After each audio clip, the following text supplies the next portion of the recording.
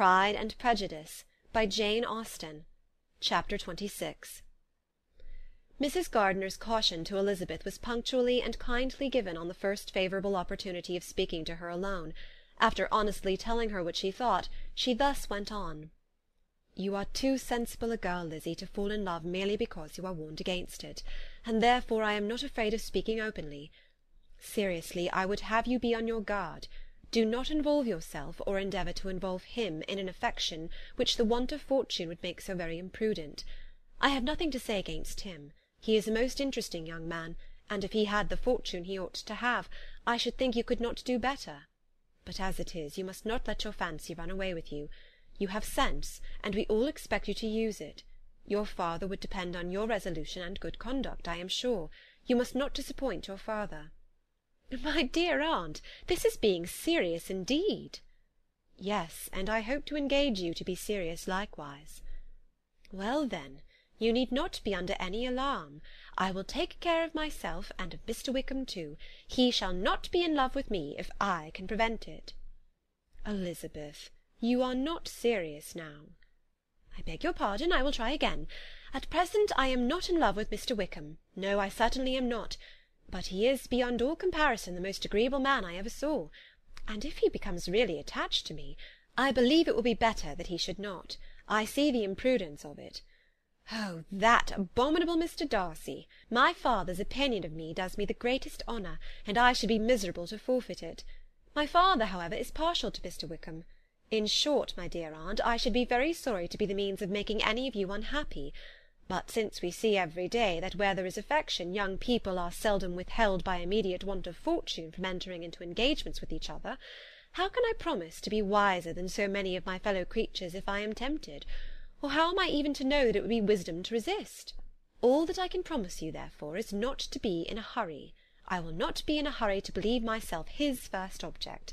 When I am in company with him, I will not be wishing. In short, I will do my best." "Perhaps it will be as well if you discourage his coming here so very often. At least you should not remind your mother of inviting him." "As I did the other day," said Elizabeth with a conscious smile. "Very true, it will be wise in me to refrain from that. But do not imagine that he is always here so often. It is on your account that he has been so frequently invited this week. You know my mother's ideas as to the necessity of constant company for her friends. But really, and upon my honour, I will try to do what I think to be the wisest. And now I hope you are satisfied." Her aunt assured her that she was, and Elizabeth having thanked her for the kindness of her hints, they parted, a wonderful instance of advice being given on such a point, without being resented. Mr. Collins returned into Hertfordshire soon after it had been quitted by the Gardiners and Jane, but as he took up his abode with the Lucases, his arrival was no great inconvenience to Mrs. Bennet. His marriage was now fast approaching, and she was at length so far resigned as to think it inevitable, and even repeatedly to say, in an ill-natured tone, that she "wished they might be happy." Thursday was to be the wedding day, and on Wednesday Miss Lucas paid her farewell visit, and when she rose to take leave, Elizabeth, ashamed of her mother's ungracious and reluctant good wishes, sincerely affected herself, accompanied her out of the room. As they went downstairs together, Charlotte said, "I shall depend on hearing from you very often, Eliza." "That you certainly shall." "And I have another favour to ask you. Will you come and see me?" "We shall often meet, I hope, in Hertfordshire." "I am not likely to leave Kent for some time. Promise me, therefore, to come to Hunsford." Elizabeth could not refuse, though she foresaw little pleasure in the visit. "My father and Maria are coming to me in March," added Charlotte, "and I hope you will consent to be of the party. Indeed, Eliza, you'll be as welcome as either of them." The wedding took place. The bride and bridegroom set off for Kent from the church door, and everybody had as much to say or to hear on the subject as usual. Elizabeth soon heard from her friend, and their correspondence was as regular and frequent as it had ever been. That it should be equally unreserved was impossible. Elizabeth could never address her without feeling that all the comfort of intimacy was over, and though determined not to slacken as a correspondent, it was for the sake of what had been, rather than what was. Charlotte's first letters were received with a good deal of eagerness. There could not but be curiosity to know how she would speak of her new home, how she would like Lady Catherine, and how happy she would dare pronounce herself to be, though, when the letters were read, Elizabeth felt that Charlotte expressed herself on every point exactly as she might have foreseen. She wrote cheerfully, seemed surrounded with comforts, and mentioned nothing which she could not praise. The house, furniture, and neighbourhood, and roads were all to her taste, and Lady Catherine's behaviour was most friendly and obliging. It was Mr. Collins' picture of Hunsford and Rosings rationally softened, and Elizabeth perceived that she must wait for her own visit there to know the rest. Jane had already written a few lines to her sister to announce their safe arrival in London, and when she wrote again, Elizabeth hoped it would be in her power to say something of the Bingleys. Her impatience for this second letter was as well rewarded as impatience generally is. Jane had been a week in town without either seeing or hearing from Caroline. She accounted for it, however, by supposing that her last letter to her friend from Longbourn had by some accident been lost. "My aunt," she continued, "is going to-morrow into that part of the town, and I shall take the opportunity of calling in Grosvenor Street." She wrote again when the visit was paid, and she had seen Miss Bingley. "I did not think Caroline in spirits," were her words, "but she was very glad to see me, and reproached me for giving her no notice of my coming to London. I was right, therefore, my last letter had never reached her. I inquired after their brother, of course. He was well, but so much engaged with Mr. Darcy that they scarcely ever saw him. I found that Miss Darcy was expected to dinner. I wish I could see her. My visit was not long, as Caroline and Mrs. Hurst were going out. I dare say I shall see them soon here." Elizabeth shook her head over this letter. It convinced her that accident only could discover to Mr. Bingley her sister's being in town. 4 weeks passed away, and Jane saw nothing of him. She endeavoured to persuade herself that she did not regret it, but she could no longer be blind to Miss Bingley's inattention. After waiting at home every morning for a fortnight, and inventing every evening a fresh excuse for her, the visitor did at last appear, but the shortness of her stay, and yet more, the alteration of her manner, would allow Jane to deceive herself no longer. The letter which she wrote on this occasion to her sister will prove what she felt. "My dearest Lizzy will, I am sure, be incapable of triumphing in her better judgment at my expense, when I confess myself to have been entirely deceived in Miss Bingley's regard for me. But, my dear sister, though the event has proved you right, do not think me obstinate if I still assert that, considering what her behaviour was, my confidence was as natural as your suspicion. I do not at all comprehend her reason for wishing to be intimate with me, but if the same circumstances were to happen again, I am sure I should be deceived again.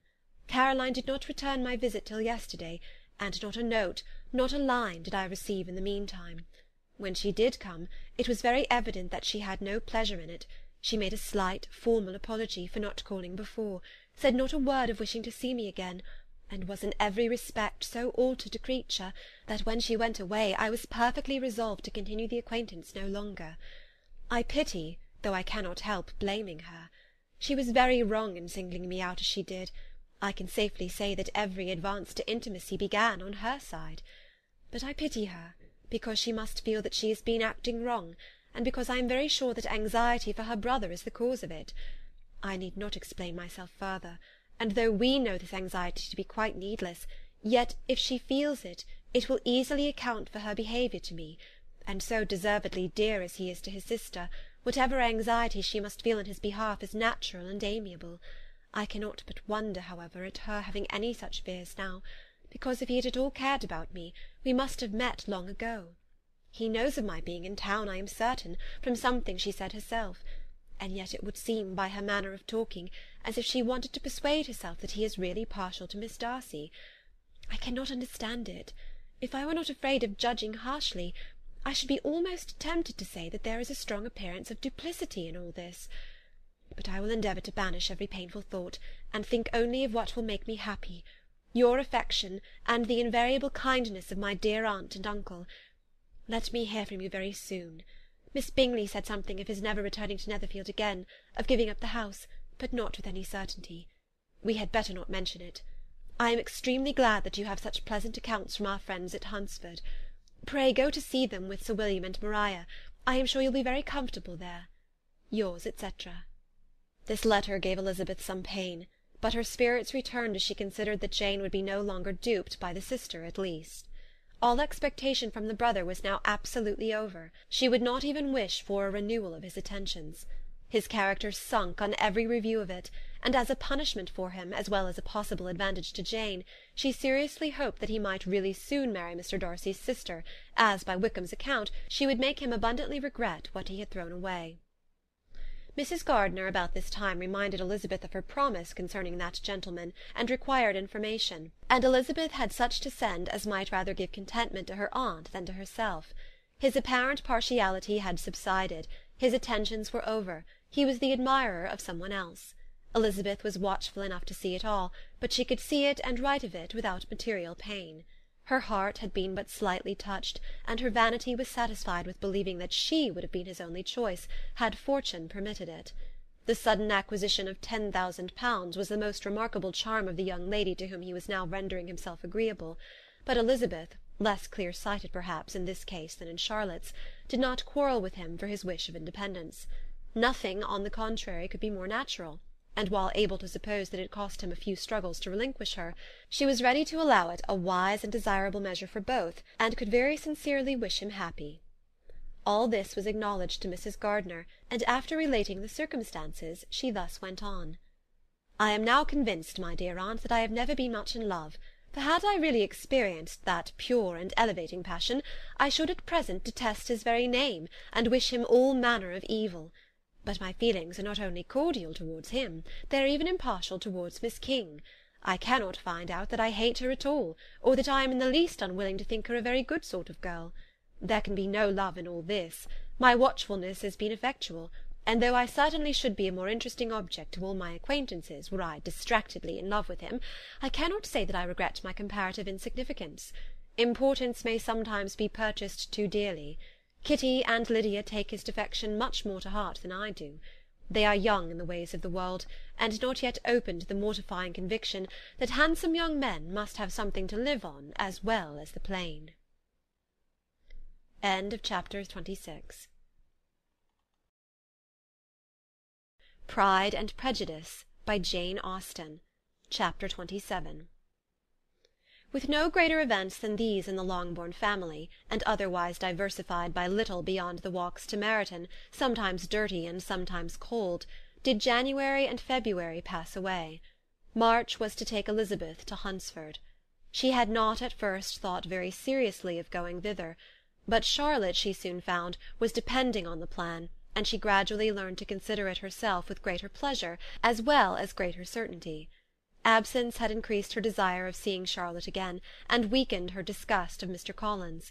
There was novelty in the scheme, and as, with such a mother and such uncompanionable sisters, home could not be faultless, a little change was not unwelcome for its own sake.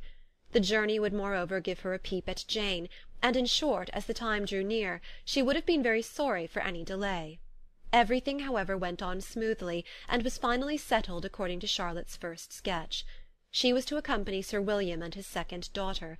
The improvement of spending a night in London was added in time, and the plan became as perfect as plan could be.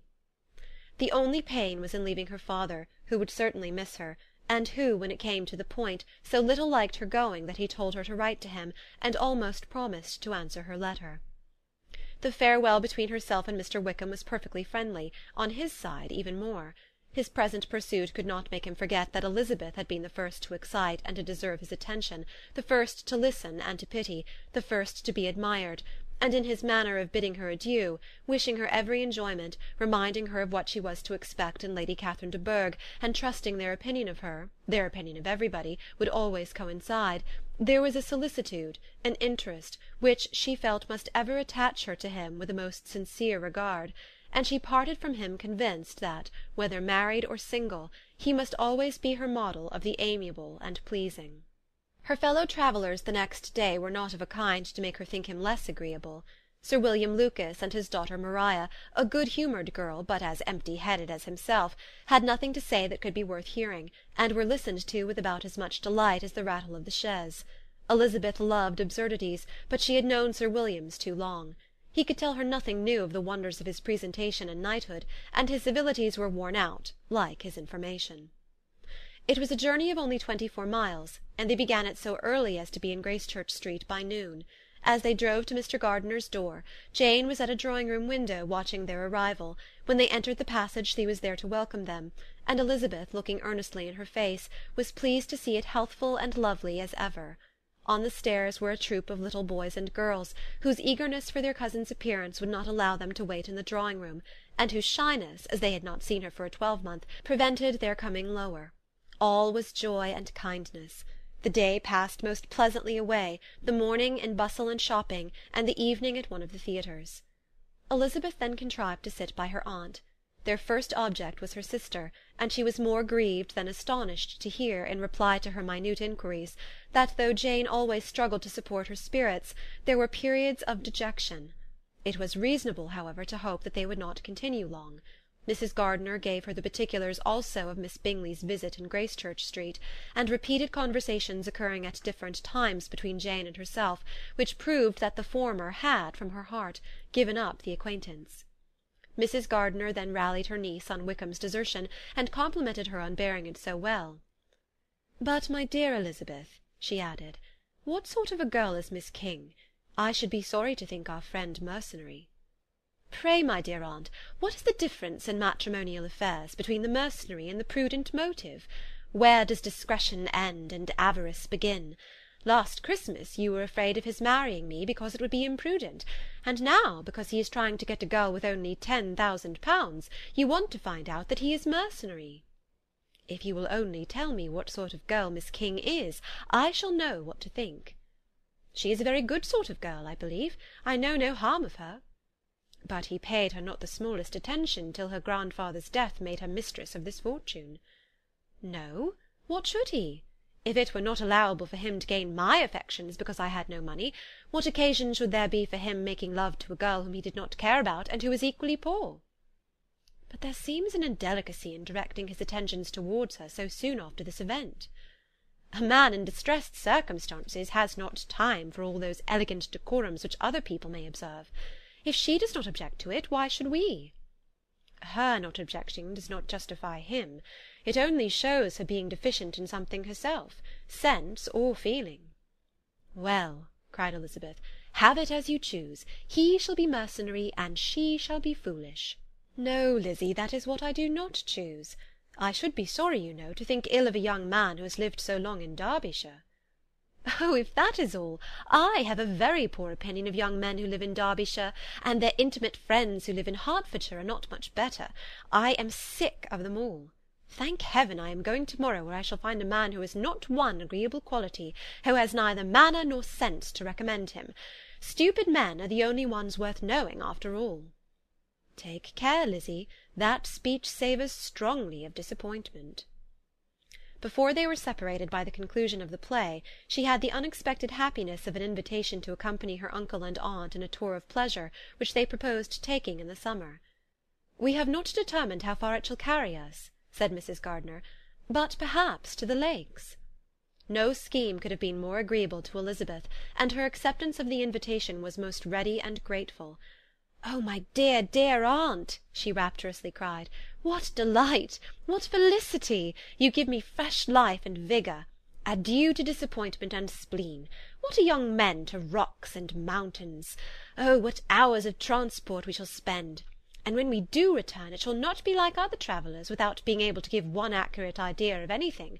We will know where we have gone. We will recollect what we have seen. Lakes, mountains, and rivers shall not be jumbled together in our imaginations, nor, when we attempt to describe any particular scene, will we begin quarrelling about its relative situation. Let our first effusions be less insupportable than those of the generality of travellers." Chapter 27. Pride and Prejudice, by Jane Austen. Chapter 28.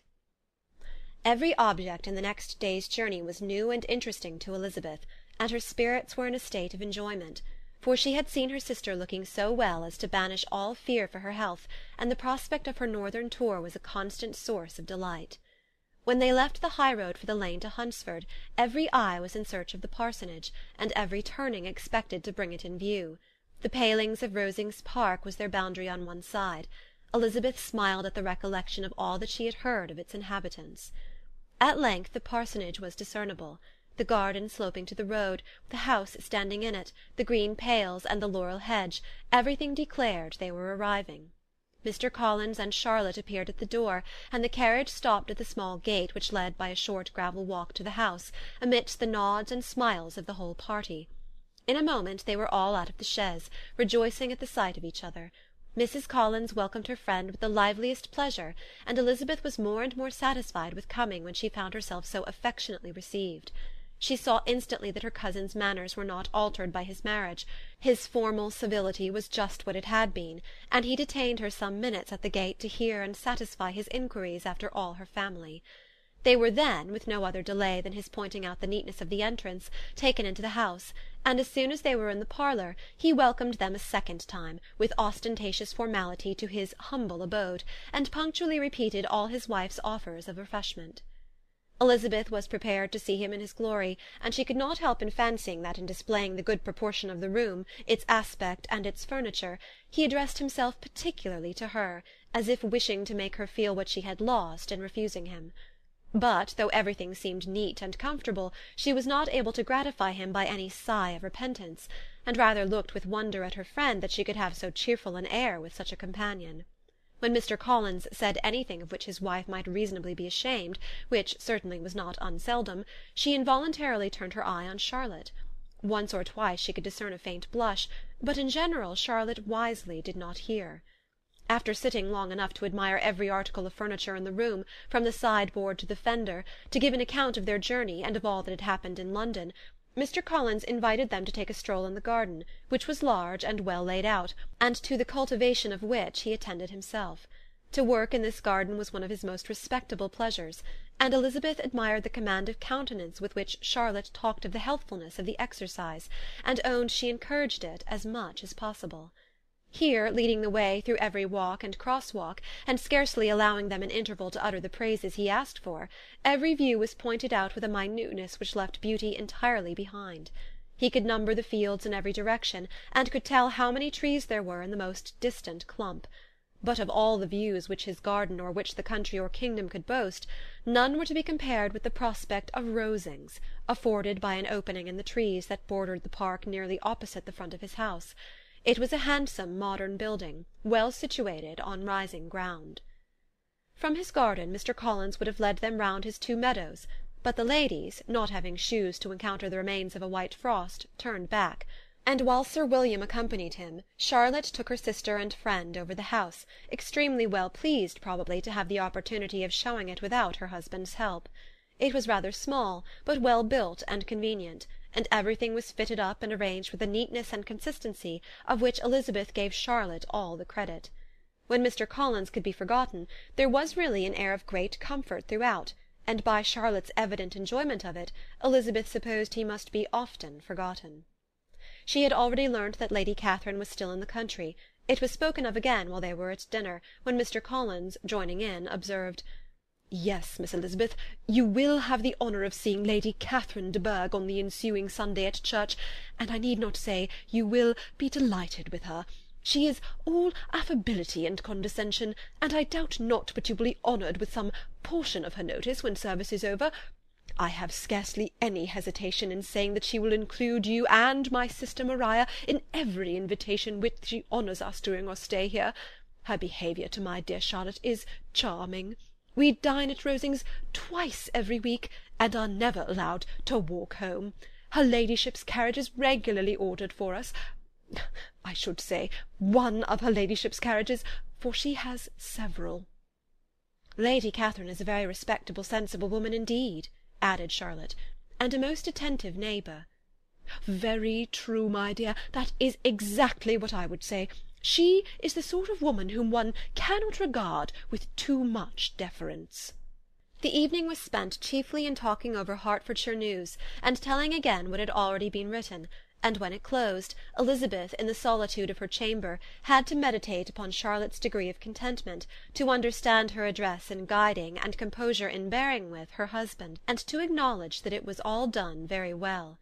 She had also to anticipate how her visit would pass, the quiet tenor of their usual employments, the vexatious interruptions of Mr. Collins, and the gaieties of their intercourse with Rosings. A lively imagination soon settled it all. About the middle of the next day, as she was in her room getting ready for a walk, a sudden noise below seemed to speak the whole house in confusion, and after listening a moment she heard somebody running up the stairs in a violent hurry, and calling loudly after her. She opened the door and met Maria in the landing-place, who, breathless with agitation, cried out, "Oh, my dear Eliza, pray make haste and come into the dining-room, for there is such a sight to be seen. I will not tell you what it is. Make haste and come down this moment." Elizabeth asked questions in vain. Maria would tell her nothing more, and down they ran into the dining-room, which fronted the lane, in quest of this wonder.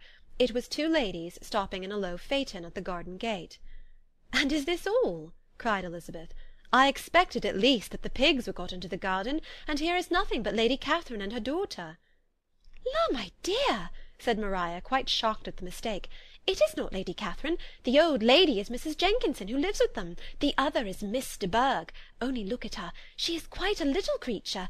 Who would have thought that she could be so thin and small?" "She is abominably rude to keep Charlotte out of doors in all this wind. Why does not she come in?" "Oh, Charlotte says she hardly ever does. It is the greatest of favours when Mr. Bourgh comes in." "I like her appearance," said Elizabeth, struck with other ideas. "She looks sickly and cross. Yes, she will do for him very well. She will make him a very proper wife." Mr. Collins and Charlotte were both standing at the gate in conversation with the ladies, and Sir William, to Elizabeth's high diversion, was stationed in the doorway, in earnest contemplation of the greatness before him, and constantly bowing whenever Miss de Bourgh looked that way. At length there was nothing more to be said. The ladies drove on, and the others returned into the house. Mr. Collins no sooner saw the two girls than he began to congratulate them on their good fortune, which Charlotte explained by letting them know that the whole party was asked to dine at Rosings the next day. Chapter 28. Pride and Prejudice by Jane Austen. Chapter 29. Mr. Collins's triumph, in consequence of this invitation, was complete. The power of displaying the grandeur of his patroness to his wondering visitors, and of letting them see her civility towards himself and his wife, was exactly what he had wished for, and that an opportunity of doing it should be given so soon was such an instance of Lady Catherine's condescension as he knew not how to admire enough. "I confess," said he, "that I should not have been at all surprised by her ladyship's asking us on Sunday to drink tea and spend the evening at Rosings. I rather expected, from my knowledge of her affability, that it would happen. But who could have foreseen such an attention as this? Who could have imagined that we should receive an invitation to dine there? An invitation, moreover, including the whole party, so immediately after your arrival." "I am the less surprised at what has happened," replied Sir William, "from that knowledge of what the manners of the great really are, which my situation in life has allowed me to acquire. About the court, such instances of elegant breeding are not uncommon." Scarcely anything was talked of the whole day or next morning but their visit to Rosings. Mr. Collins was carefully instructing them in what they were to expect, that the sight of such rooms, so many servants, and so splendid a dinner, might not wholly overpower them. When the ladies were separating for the toilette, he said to Elizabeth, "Do not make yourself uneasy, my dear cousin, about your apparel. Lady Catherine is far from requiring that elegance of dress in us which becomes herself and her daughter. I would advise you merely to put on whatever of your clothes is superior to the rest. There is no occasion for anything more. Lady Catherine will not think the worse of you for being simply dressed. She likes to have the distinction of rank preserved." While they were dressing, he came 2 or 3 times to their different doors, to recommend their being quick, as Lady Catherine very much objected to be kept waiting for her dinner. Such formidable accounts of her ladyship, and her manner of living, quite frightened Maria Lucas, who had been little used to company, and she looked forward to her introduction at Rosings with as much apprehension as her father had done to his presentation at St. James's. As the weather was fine, they had a pleasant walk of about half a mile across the park. Every park has its beauty and its prospects, and Elizabeth saw much to be pleased with, though she could not be in such raptures as Mr. Collins expected the scene to inspire, and was but slightly affected by his enumeration of the windows in front of the house, and his relation of what the glazing altogether had originally cost Sir Louis de Bourgh. When they ascended the steps to the hall, Maria's alarm was every moment increasing, and even Sir William did not look perfectly calm. Elizabeth's courage did not fail her. She had heard nothing of Lady Catherine that spoke her awful from any extraordinary talents or miraculous virtue, and the mere stateliness of money or rank she thought she could witness without trepidation. From the entrance-hall, of which Mr. Collins pointed out, with a rapturous air, the fine proportion and the finished ornaments, they followed the servants through an antechamber to the room where Lady Catherine, her daughter, and Mrs. Jenkinson were sitting. Her ladyship, with great condescension, arose to receive them, and as Mrs. Collins had settled it with her husband that the office of introduction should be hers, it was performed in a proper manner, without any of those apologies and thanks which he would have thought necessary. In spite of having been at St. James's, Sir William was so completely awed by the grandeur surrounding him that he had but just courage enough to make a very low bow and take his seat without saying a word, and his daughter, frightened almost out of her senses, sat on the edge of her chair, not knowing which way to look.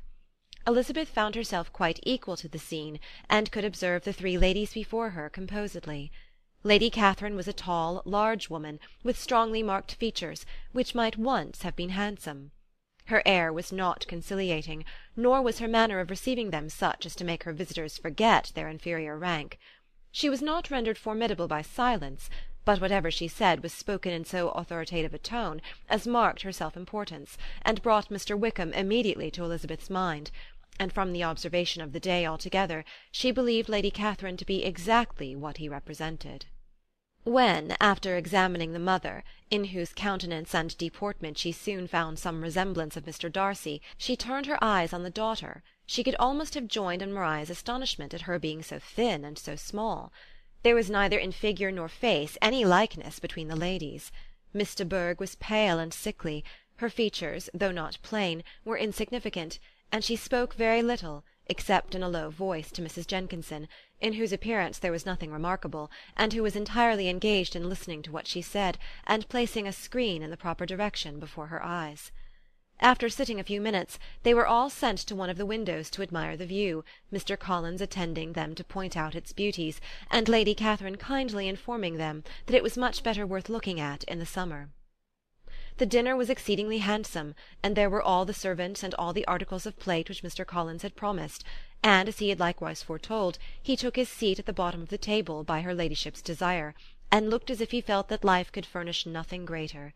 He carved, and ate, and praised with delighted alacrity, and every dish was commended, first by him and then by Sir William, who was now enough recovered to echo whatever his son-in-law said, in a manner which Elizabeth wondered Lady Catherine could bear.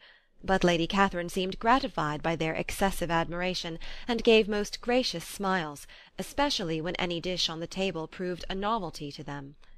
The party did not supply much conversation.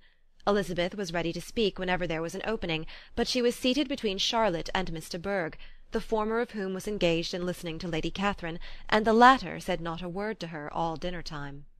Mrs. Jenkinson was chiefly employed in watching how little Miss de Bourgh ate, pressing her to try some other dish, and fearing she was indisposed. Maria thought speaking out of the question, and the gentlemen did nothing but eat and admire. When the ladies returned to the drawing-room, there was little to be done but to hear Lady Catherine talk, which she did without any intermission till coffee came in, delivering her opinion on every subject in so decisive a manner as proved that she was not used to have her judgment controverted. She inquired into Charlotte's domestic concerns familiarly and minutely, gave her a great deal of advice as to the management of them all, told her how everything ought to be regulated in so small a family as hers, and instructed her as to the care of her cows and her poultry. Elizabeth found that nothing was beneath this great lady's attention which could furnish her with an occasion of dictating to others. In the intervals of her discourse with Mrs. Collins, she addressed a variety of questions to Maria and Elizabeth, but especially to the latter, of whose connections she knew the least, and who she observed to Mrs. Collins was a very genteel, pretty kind of girl. She asked her at different times how many sisters she had, whether they were older or younger than herself, whether any of them were likely to be married, whether they were handsome, whether they had been educated, what carriage her father kept, and what had been her mother's maiden name. Elizabeth felt all the impertinence of her questions, but answered them very composedly. Lady Catherine then observed, "Your father's estate is entailed on Mr. Collins, I think.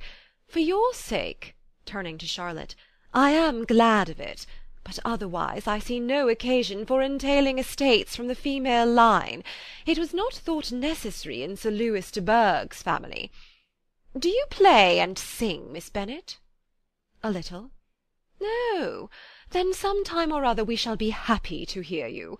Our instrument is a capital one, probably superior to— you shall try it some day. Do your sisters play and sing?" "One of them does." "Why did not you all learn? You ought all to have learned. The Miss Webbs all play, and their father has not so good an income as yours. Do you draw?" "No, not at all." "What? None of you?" "Not one." "That is very strange. But I suppose you had no opportunity. Your mother should have taken you to town every spring for the benefit of masters." "My mother would have had no objection, but my father hates London." "Has your governess left you?" "We never had any governess." "No governess? How was that possible? 5 daughters brought up at home without a governess! I never heard of such a thing. Your mother must have been quite a slave to your education." Elizabeth could hardly help smiling as she assured her that that had not been the case. "Then who taught you? Who attended to you? Without a governess you must have been neglected." "Compared with some families, I believe we were, but such of us as wished to learn never wanted the means. We were always encouraged to read, and had all the masters that were necessary. Those who chose to be idle certainly might." "Ay, no doubt, but that is what a governess will prevent, and if I had known your mother, I should have advised her most strenuously to engage one. I always say that nothing is to be done in education without steady and regular instruction, and nobody but a governess can give it. It is wonderful how many families I have been the means of supplying in that way. I am always glad to get a young person well placed out. 4 nieces of Mrs. Jenkinson are most delightfully situated through my means, and it was but the other day that I recommended another young person, who was merely accidentally mentioned to me, and the family are quite delighted with her. Mrs. Collins, did I tell you of Lady Metcalfe's calling yesterday to thank me? She finds Miss Pope a treasure. 'Lady Catherine,' said she, 'you have given me a treasure.' Are any of your younger sisters out, Miss Bennet?" "Yes, ma'am, all." "All? What, all 5 out at once? Very odd. And you only the second. The younger ones out before the elder ones are married. Your younger sisters must be very young." "Yes, my youngest is not 16. Perhaps she is full young to be much in company. But really, ma'am, I think it would be very hard upon younger sisters that they should not have their share of society and amusement, because the elder may not have the means or inclination to marry early. The last born has as good a right to the pleasures of youth as the first, and to be kept back on such a motive, I think it would not be very likely to promote sisterly affection or delicacy of mind." "Upon my word," said her ladyship, "you give your opinion very decidedly for so young a person. Pray, what is your age?" "With 3 younger sisters grown up," replied Elizabeth, smiling, "your ladyship can hardly expect me to own it." Lady Catherine seemed quite astonished at not receiving a direct answer, and Elizabeth suspected herself to be the first creature who had ever dared to trifle with so much dignified impertinence. "You cannot be more than 20, I am sure. Therefore you need not conceal your age." "I am not 21. When the gentlemen had joined them, and tea was over, the card-tables were placed. Lady Catherine, Sir William, and Mr. and Mrs. Collins sat down to quadrille, and as Mr. Bourgh chose to play at casino, the 2 girls had the honour of assisting Mrs. Jenkinson to make up her party. Their table was superlatively stupid. Scarcely a syllable was uttered that did not relate to the game, except when Mrs. Jenkinson expressed her fears of Mr. Bourgh's being too hot or too cold, or having too much or too little light. A great deal more passed at the other table. Lady Catherine was generally speaking, stating the mistakes of the 3 others, or relating some anecdote of herself. Mr. Collins was employed in agreeing to everything her ladyship said, thanking her for every fish he won, and apologizing if he thought he won too many. Sir William did not say much. He was storing his memory with anecdotes and noble names. When Lady Catherine and her daughter had played as long as they chose, the tables were broken up, the carriage was offered to Mrs. Collins, gratefully accepted and immediately ordered. The party then gathered round the fire to hear Lady Catherine determine what weather they were to have on the morrow. From these instructions they were summoned by the arrival of the coach, and with many speeches of thankfulness on Mr. Collins' side, and as many bows on Sir William's, they departed. As soon as they had driven from the door, Elizabeth was called on by her cousin to give her opinion of all that she had seen at Rosings, which, for Charlotte's sake, she made more favourable than it really was. But her commendation, though costing her some trouble, could by no means satisfy Mr. Collins, and he was very soon obliged to take her ladyship's praise into his own hands. Chapter 29. Pride and Prejudice, by Jane Austen. Chapter 30.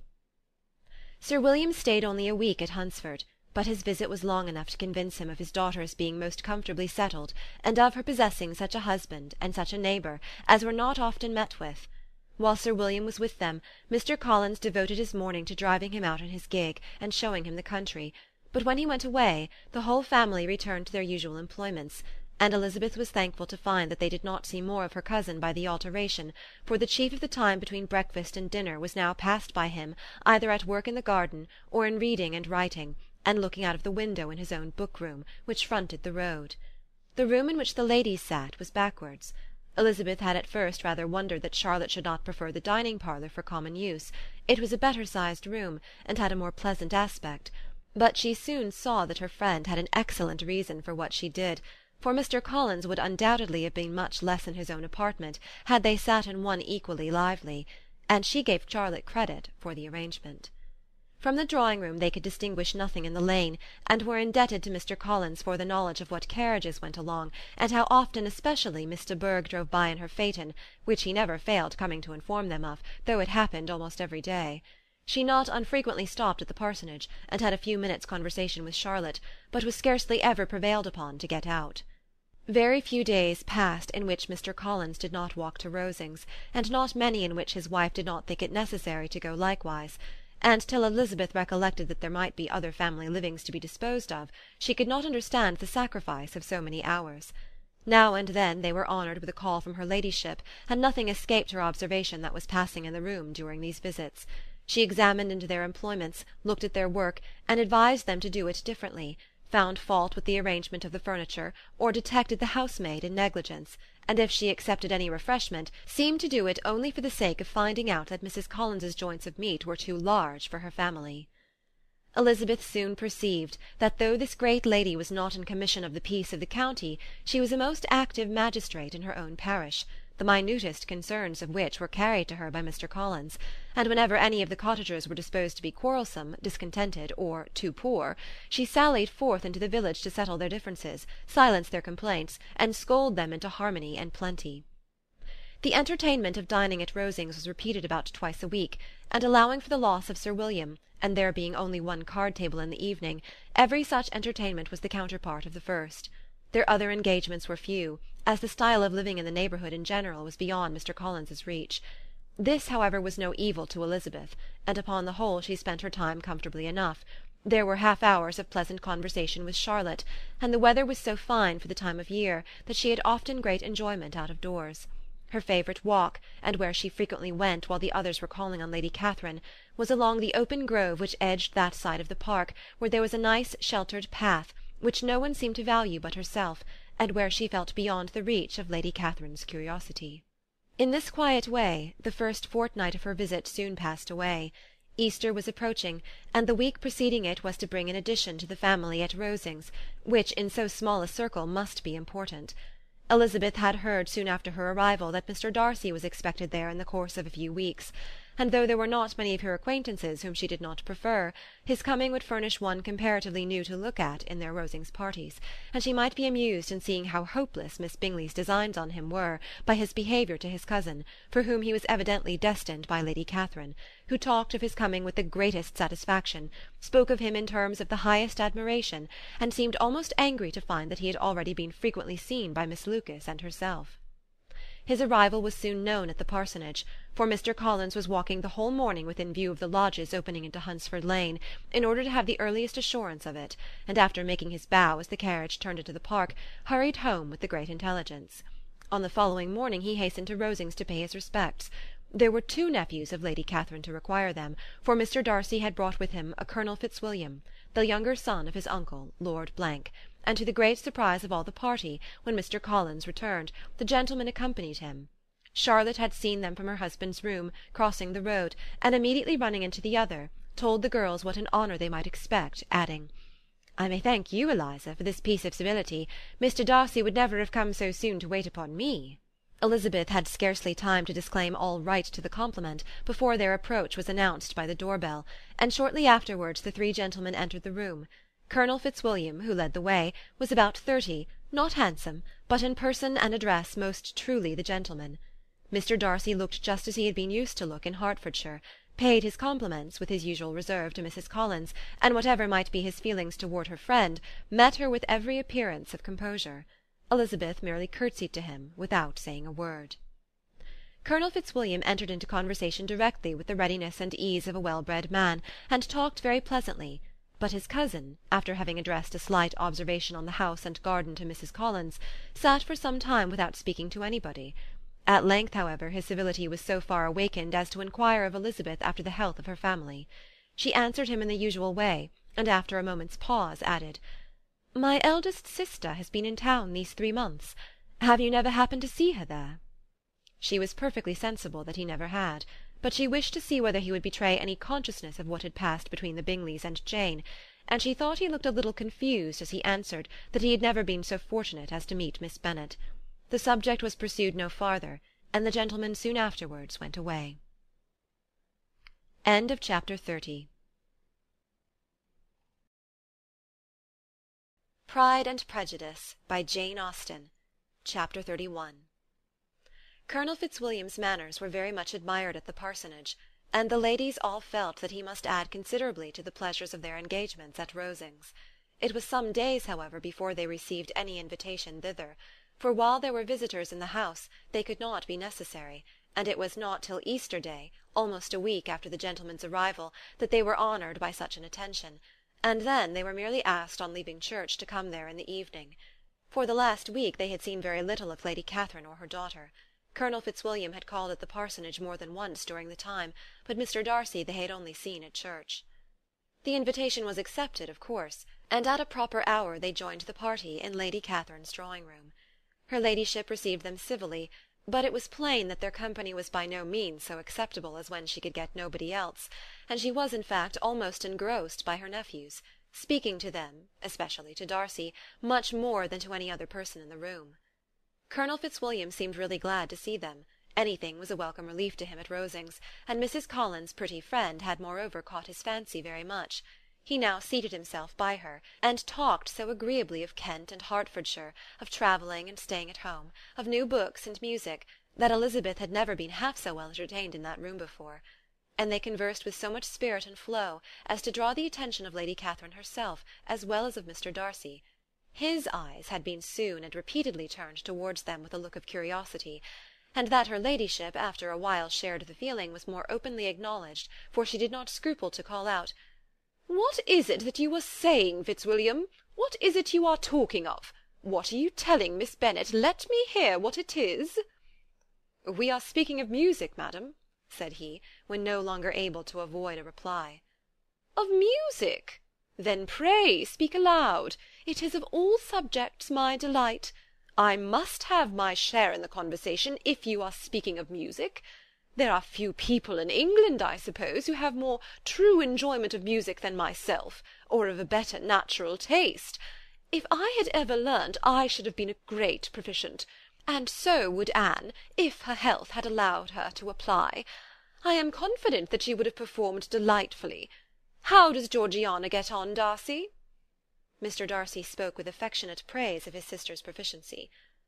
"I am very glad to hear such a good account of her," said Lady Catherine, "and pray tell her from me that she cannot expect to excel if she does not practise a good deal."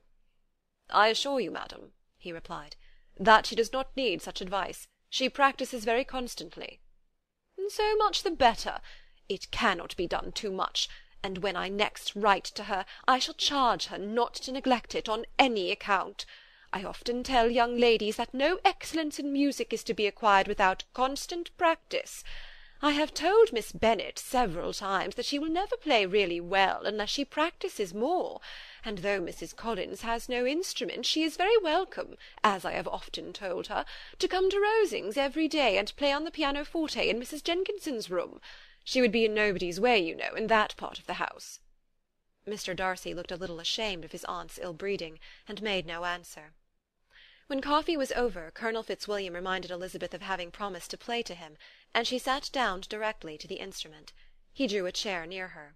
Lady Catherine listened to half a song, and then talked as before to the other nephew, till the latter walked away from her, and making with his usual deliberation towards the pianoforte, stationed himself so as to command a full view of the fair performer's countenance. Elizabeth saw what he was doing, and at the first convenient pause, turned to him with an arch smile, and said, "You mean to frighten me, Mr. Darcy, by coming in all this state to hear me? I will not be alarmed, though your sister does play so well. There is a stubbornness about me that never can bear to be frightened at the will of others. My courage always rises at every attempt to intimidate me." "I shall not say you are mistaken," he replied, "because you could not really believe me to entertain any design of alarming you, and I have had the pleasure of your acquaintance long enough to know that you find great enjoyment in occasionally professing opinions which in fact are not your own." Elizabeth laughed heartily at this picture of herself, and said to Colonel Fitzwilliam, "Your cousin will give you a very pretty notion of me, and teach you not to believe a word I say. I am particularly unlucky in meeting with a person so able to expose my real character in a part of the world where I had hoped to pass myself off with some degree of credit. Indeed, Mr. Darcy, it is very ungenerous in you to mention all that you knew to my disadvantage in Hertfordshire, and give me leave to say, very impolitic too, for it is provoking me to retaliate, and such things may come out as will shock your relations to hear." "I am not afraid of you," said he, smilingly.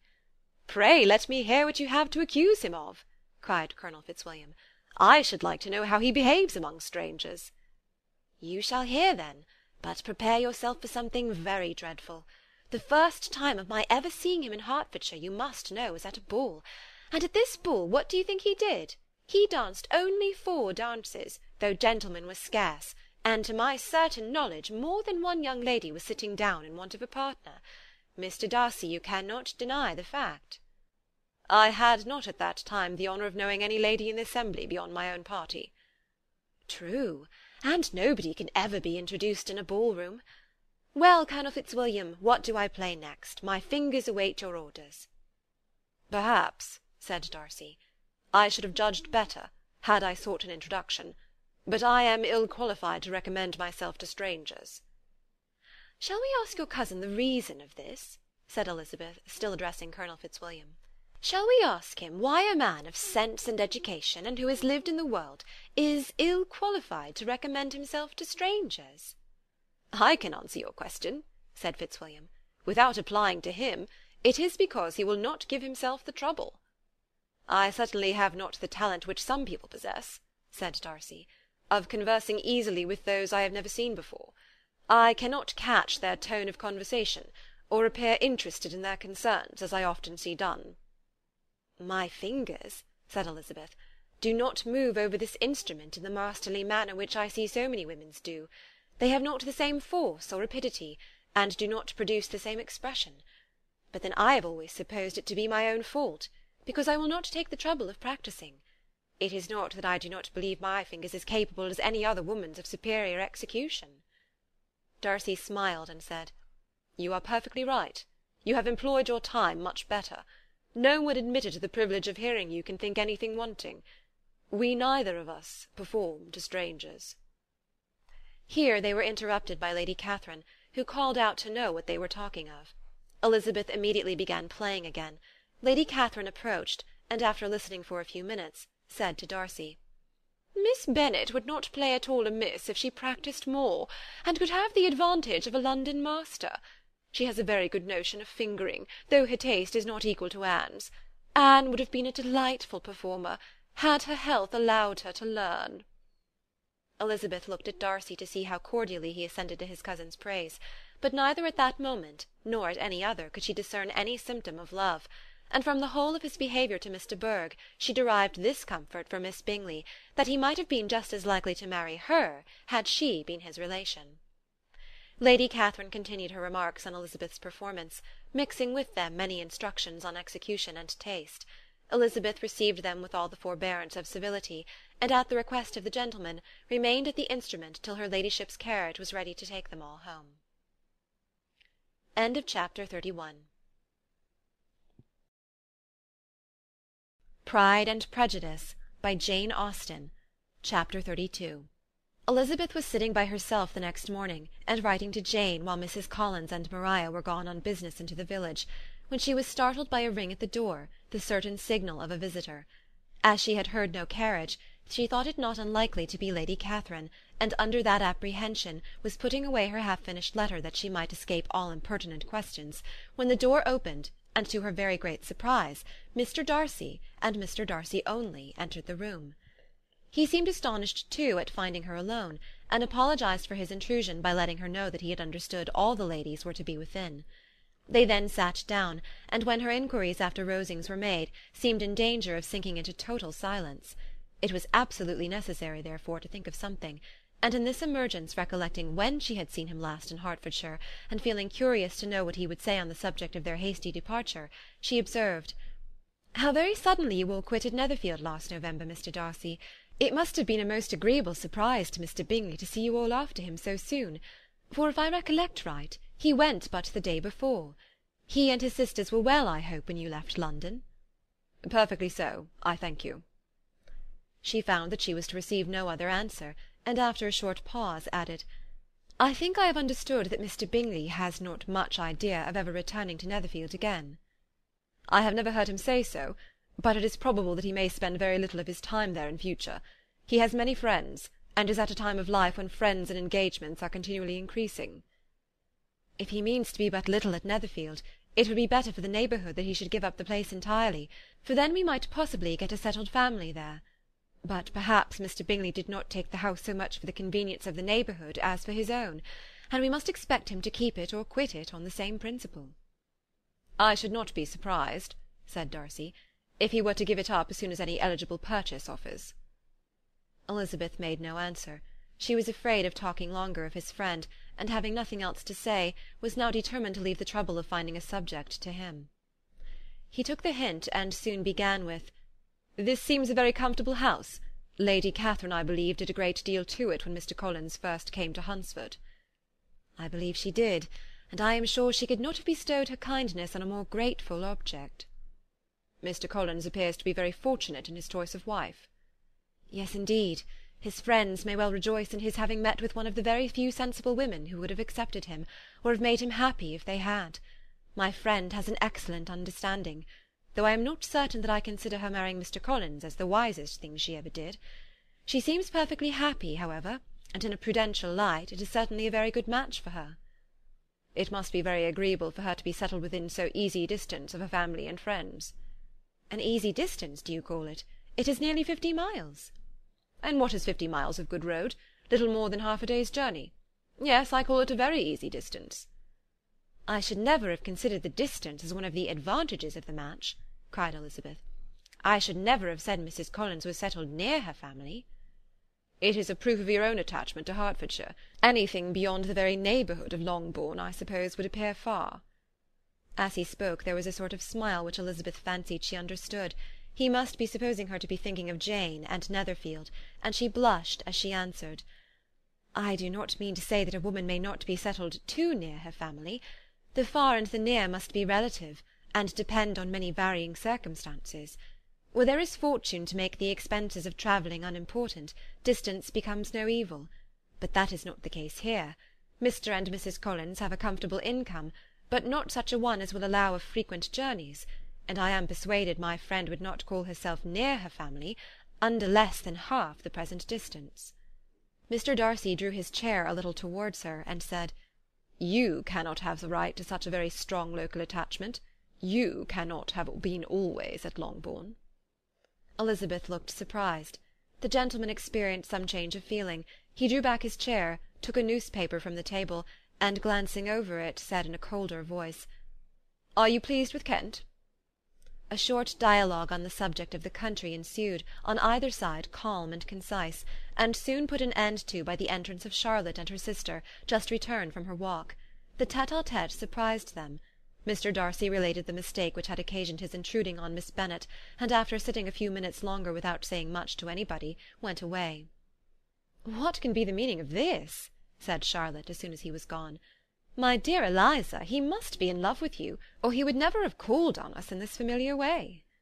But when Elizabeth told of his silence, it did not seem very likely, even to Charlotte's wishes, to be the case, and after various conjectures they could at last only suppose his visit to proceed from the difficulty of finding anything to do, which was the more probable from the time of year. All field sports were over. Within doors there was Lady Catherine, books, and a billiard table, but a gentleman cannot always be within doors, and in the nearness of the parsonage, or the pleasantness of the walk to it, or of the people who lived in it, the two cousins found a temptation from this period of walking thither almost every day. They called at various times of the morning, sometimes separately, sometimes together, and now and then accompanied by their aunt. It was plain to them all that Colonel Fitzwilliam came because he had pleasure in their society, a persuasion which of course recommended him still more, and Elizabeth was reminded by her own satisfaction in being with him, as well as by his evident admiration of her former favourite George Wickham, and though in comparing them she saw there was less captivating softness in Colonel Fitzwilliam's manners, she believed he might have the best informed mind. But why Mr. Darcy came so often to the parsonage it was more difficult to understand. It could not be for society, as he frequently sat there 10 minutes together without opening his lips, and when he did speak it seemed the effect of necessity rather than of choice, a sacrifice to propriety, not a pleasure to himself. He seldom appeared really animated. Mrs. Collins knew not what to make of him. Colonel Fitzwilliam's occasionally laughing at his stupidity proved that he was generally different, which her own knowledge of him could not have told her, and as she would like to have believed this change the effect of love, and the object of that love her friend Eliza, she set herself seriously at work to find it out. She watched him whenever they were at Rosings, and whenever he came to Hunsford, but without much success. He certainly looked at her friend a great deal, but the expression of that look was disputable. It was an earnest, steadfast gaze, but she often doubted whether there were much admiration in it, and sometimes it seemed nothing but absence of mind. She had once or twice suggested to Elizabeth the possibility of his being partial to her, but Elizabeth always laughed at the idea, and Mrs. Collins did not think it right to press the subject, from the danger of raising expectations which might only end in disappointment, for in her opinion it admitted not of a doubt that all her friend's dislike would vanish if she could suppose him to be in her power. In her kind schemes for Elizabeth she sometimes planned her marrying Colonel Fitzwilliam. He was beyond comparison the most pleasant man, he certainly admired her, and his situation in life was most eligible, but, to counterbalance these advantages, Mr. Darcy had considerable patronage in the church, and his cousin could have none at all. Chapter 32. Pride and Prejudice, by Jane Austen. Chapter 33. More than once did Elizabeth, in her ramble within the park, unexpectedly meet Mr. Darcy. She felt all the perverseness of the mischance that should bring him where no one else was brought, and, to prevent its ever happening again, took care to inform him at first that it was a favourite haunt of hers. How it could occur a second time, therefore, was very odd. Yet it did, and even a third. It seemed like wilful ill-nature, or a voluntary penance, for on these occasions it was not merely a few formal inquiries and an awkward pause and then away, but he actually thought it necessary to turn back and walk with her. He never said a good deal, nor did she give herself the trouble of talking or of listening much, but it struck her in the course of their third rencontre that he was asking some odd unconnected questions, about her pleasure in being at Hunsford, her love of solitary walks, and her opinion of Mr. and Mrs. Collins' happiness, and that in speaking of Rosings, and her not perfectly understanding the house, he seemed to expect that whenever she came into Kent again she would be staying there too. His words seemed to imply it. Could he have Colonel Fitzwilliam in his thoughts? She supposed if he meant anything he must mean an allusion to what might arise in that quarter. It distressed her a little, and she was quite glad to find herself at the gate in the pales opposite the parsonage. She was engaged one day as she walked in perusing Jane's last letter, and dwelling on some passages which proved that Jane had not written in spirits, when instead of being again surprised by Mr. Darcy, she saw on looking up that Colonel Fitzwilliam was meeting her. Putting away her letter immediately, and forcing a smile, she said, "I did not know before that you ever walked this way." "I have been making the tour of the park," he replied, "as I generally do every year, and intend to close it with a call at the parsonage. Are you going much further?" "No, I should have turned in a moment." And accordingly she did turn, and they walked towards the parsonage together. "Do you certainly leave Kent on Saturday?" she said. "Yes, if Darcy does not put it off again. But I am at his disposal. He arranges the business just as he pleases." "And if not able to please himself in the arrangement, he has at least pleasure in the great power of choice. I do not know anybody who seems more to enjoy the power of doing what he likes than Mr. Darcy." "He likes to have his own way very well," replied Colonel Fitzwilliam, "but so we all do. It is only that he has better means of having it than many others, because he is rich, and many others are poor. I speak feelingly. A younger son, you know, must be inured to self-denial and dependence." "In my opinion, the younger son of an earl can know very little of either. Now, seriously, what have you ever known of self-denial and dependence? When have you been prevented by want of money from going wherever you chose, or procuring anything you had a fancy for?" "These are home questions, and perhaps I cannot say that I have experienced many hardships of that nature. But in matters of greater weight I may suffer from want of money. Younger sons cannot marry where they like." "Unless where they like women of fortune, which I think very often they do." "Our habits of expense make us too dependent, and there are not many in my rank of life who can afford to marry without some attention to money." "Is this," thought Elizabeth, "meant for me?" And she coloured at the idea, but recovering herself, said in a lively tone, "And pray, what is the usual price of an earl's younger son? Unless the elder brother is very sickly, I suppose you would not ask above 50,000 pounds." He answered her in the same style, and the subject dropped. To interrupt a silence which might make him fancy her affected with what had passed, she soon afterwards said, "I imagine your cousin brought you down with him chiefly for the sake of having someone at his disposal. I wonder he does not marry, to secure a lasting convenience of that kind. But perhaps his sister does as well for the present, and as she is under his sole care, he may do what he likes with her."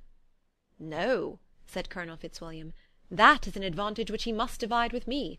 I am joined with him in the guardianship of Miss Darcy." "Are you indeed? And pray what sort of guardians do you make? Does your charge give you much trouble? Young ladies of her age are sometimes a little difficult to manage, and if she has the true Darcy spirit, she may like to have her own way." As she spoke, she observed him looking at her earnestly, and the manner in which he immediately asked her why she supposed Miss Darcy likely to give them any uneasiness, convinced her that she had somehow or other got pretty near the truth. She directly replied, "You need not be frightened. I never heard any harm of her, and I dare say she is one of the most tractable creatures in the world. She is a very great favourite with some ladies of my acquaintance, Mrs. Hurst and Miss Bingley. I think I have heard you say that you know them."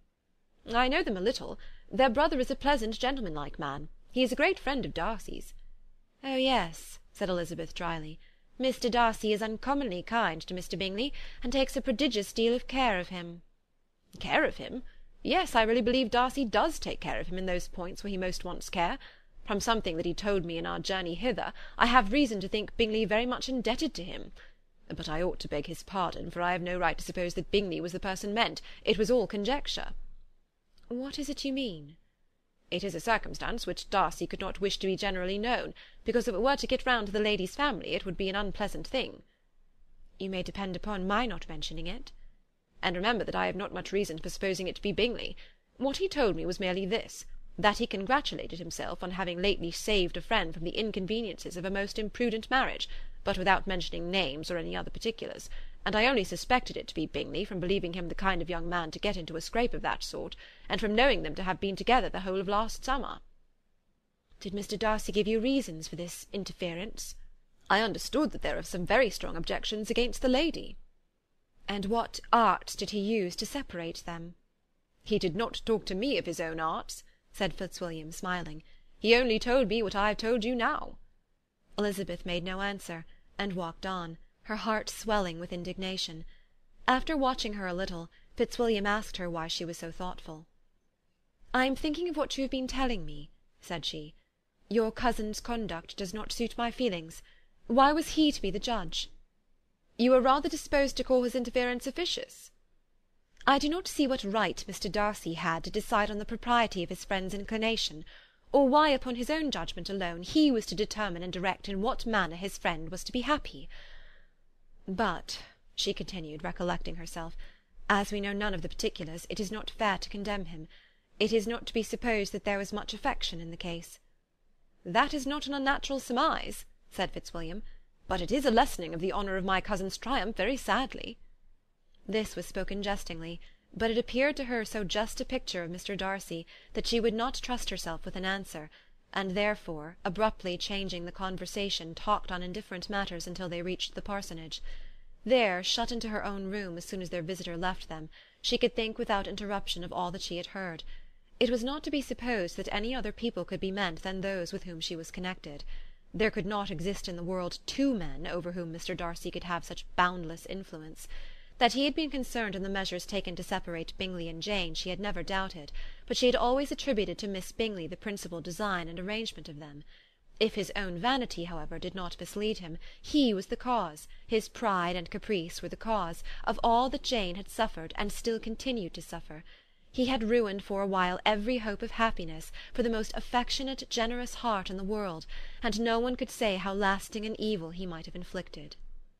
"There were some very strong objections against the lady," were Colonel Fitzwilliam's words, and those strong objections probably were, her having one uncle who was a country attorney, and another who was in business in London. "To Jane herself," she exclaimed, "there could be no possibility of objection, all loveliness and goodness as she is, her understanding excellent, her mind improved, and her manners captivating. Neither could anything be urged against my father, who, though with some peculiarities, has abilities Mr. Darcy himself need not disdain, and respectability which he will probably never reach."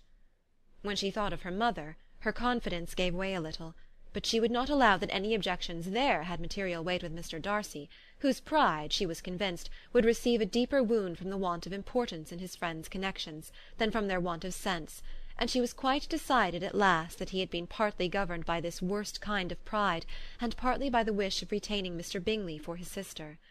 The agitation and tears which the subject occasioned brought on a headache, and it grew so much worse towards the evening that, added to her unwillingness to see Mr. Darcy, it determined her not to attend her cousins to Rosings, where they were engaged to drink tea.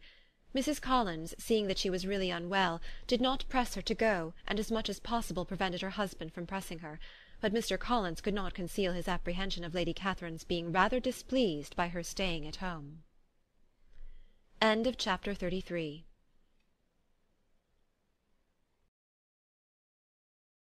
Pride and Prejudice, by Jane Austen. Chapter 34. When they were gone, Elizabeth, as if intending to exasperate herself as much as possible against Mr. Darcy, chose for her employment the examination of all the letters which Jane had written to her since her being in Kent. They contained no actual complaint, nor was there any revival of past occurrences, or any communication of present suffering. But in all, and in almost every line of each, there was a want of that cheerfulness which had been used to characterize her style, and which, proceeding from the serenity of a mind at ease with itself, and kindly disposed towards every one, had been scarcely ever clouded. Elizabeth noticed every sentence conveying the idea of uneasiness, with an attention which it had hardly received on the first perusal. Mr. Darcy's shameful boast of what misery he had been able to inflict gave her a keener sense of her sister's sufferings. It was some consolation to think that his visit to Rosings was to end on the day after the next, and a still greater, that in less than a fortnight she should herself be with Jane again, and enabled to contribute to the recovery of her spirits by all that affection could do. She could not think of Darcy's leaving Kent without remembering that his cousin was to go with him, but Colonel Fitzwilliam had made it clear that he had no intentions at all, and agreeable as he was, she did not mean to be unhappy about him. While settling this point, she was suddenly roused by the sound of the door-bell, and her spirits were a little fluttered by the idea of its being Colonel Fitzwilliam himself, who had once before called late in the evening, and might now come to inquire particularly after her. But the idea was soon banished, and her spirits were very differently affected, when, to her utter amazement, she saw Mr. Darcy walk into the room. In an hurried manner he immediately began an inquiry after her health, imputing his visit to a wish of hearing that she were better. She answered him with cold civility. He sat down for a few moments, and then getting up, walked about the room. Elizabeth was surprised, but said not a word. After a silence of several minutes, he came towards her in an agitated manner, and thus began. "In vain I have struggled. It will not do. My feelings will not be repressed. You must allow me to tell you how ardently I admire and love you." Elizabeth's astonishment was beyond expression. She stared, coloured, doubted, and was silent. This he considered sufficient encouragement, and the avowal of all that he felt, and had long felt for her, immediately followed. He spoke well, but there were feelings besides those of the heart to be detailed, and he was not more eloquent on the subject of tenderness than of pride. His sense of her inferiority, of its being a degradation, of the family obstacles which had always opposed to inclination, were dwelt on with a warmth which seemed due to the consequence he was wounding, but was very unlikely to recommend his suit. In spite of her deeply rooted dislike, she could not be insensible to the compliment of such a man's affection, and though her intentions did not vary for an instant, she was at first sorry for the pain he was to receive, till, roused to resentment by his subsequent language, she lost all compassion in anger. She tried, however, to compose herself to answer him with patience, when he should have done. He concluded with representing to her the strength of that attachment which, in spite of all his endeavours, he had found impossible to conquer, and with expressing his hope that it would now be rewarded by her acceptance of his hand. As he said this, she could easily see that he had no doubt of a favourable answer. He spoke of apprehension and anxiety, but his countenance expressed real security. Such a circumstance could only exasperate further, and when he ceased, the colour rose into her cheeks, and she said, "In such cases as this, it is, I believe, the established mode to express a sense of obligation for the sentiments avowed, however unequally they may be returned. It is natural that obligation should be felt, and if I could feel gratitude, I would now thank you. But I cannot.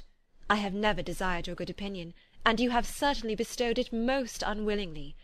I am sorry to have occasioned pain to any one. It has been most unconsciously done, however, and I hope will be of short duration. The feelings which, you tell me, have long prevented the acknowledgment of your regard, can have little difficulty in overcoming it after this explanation."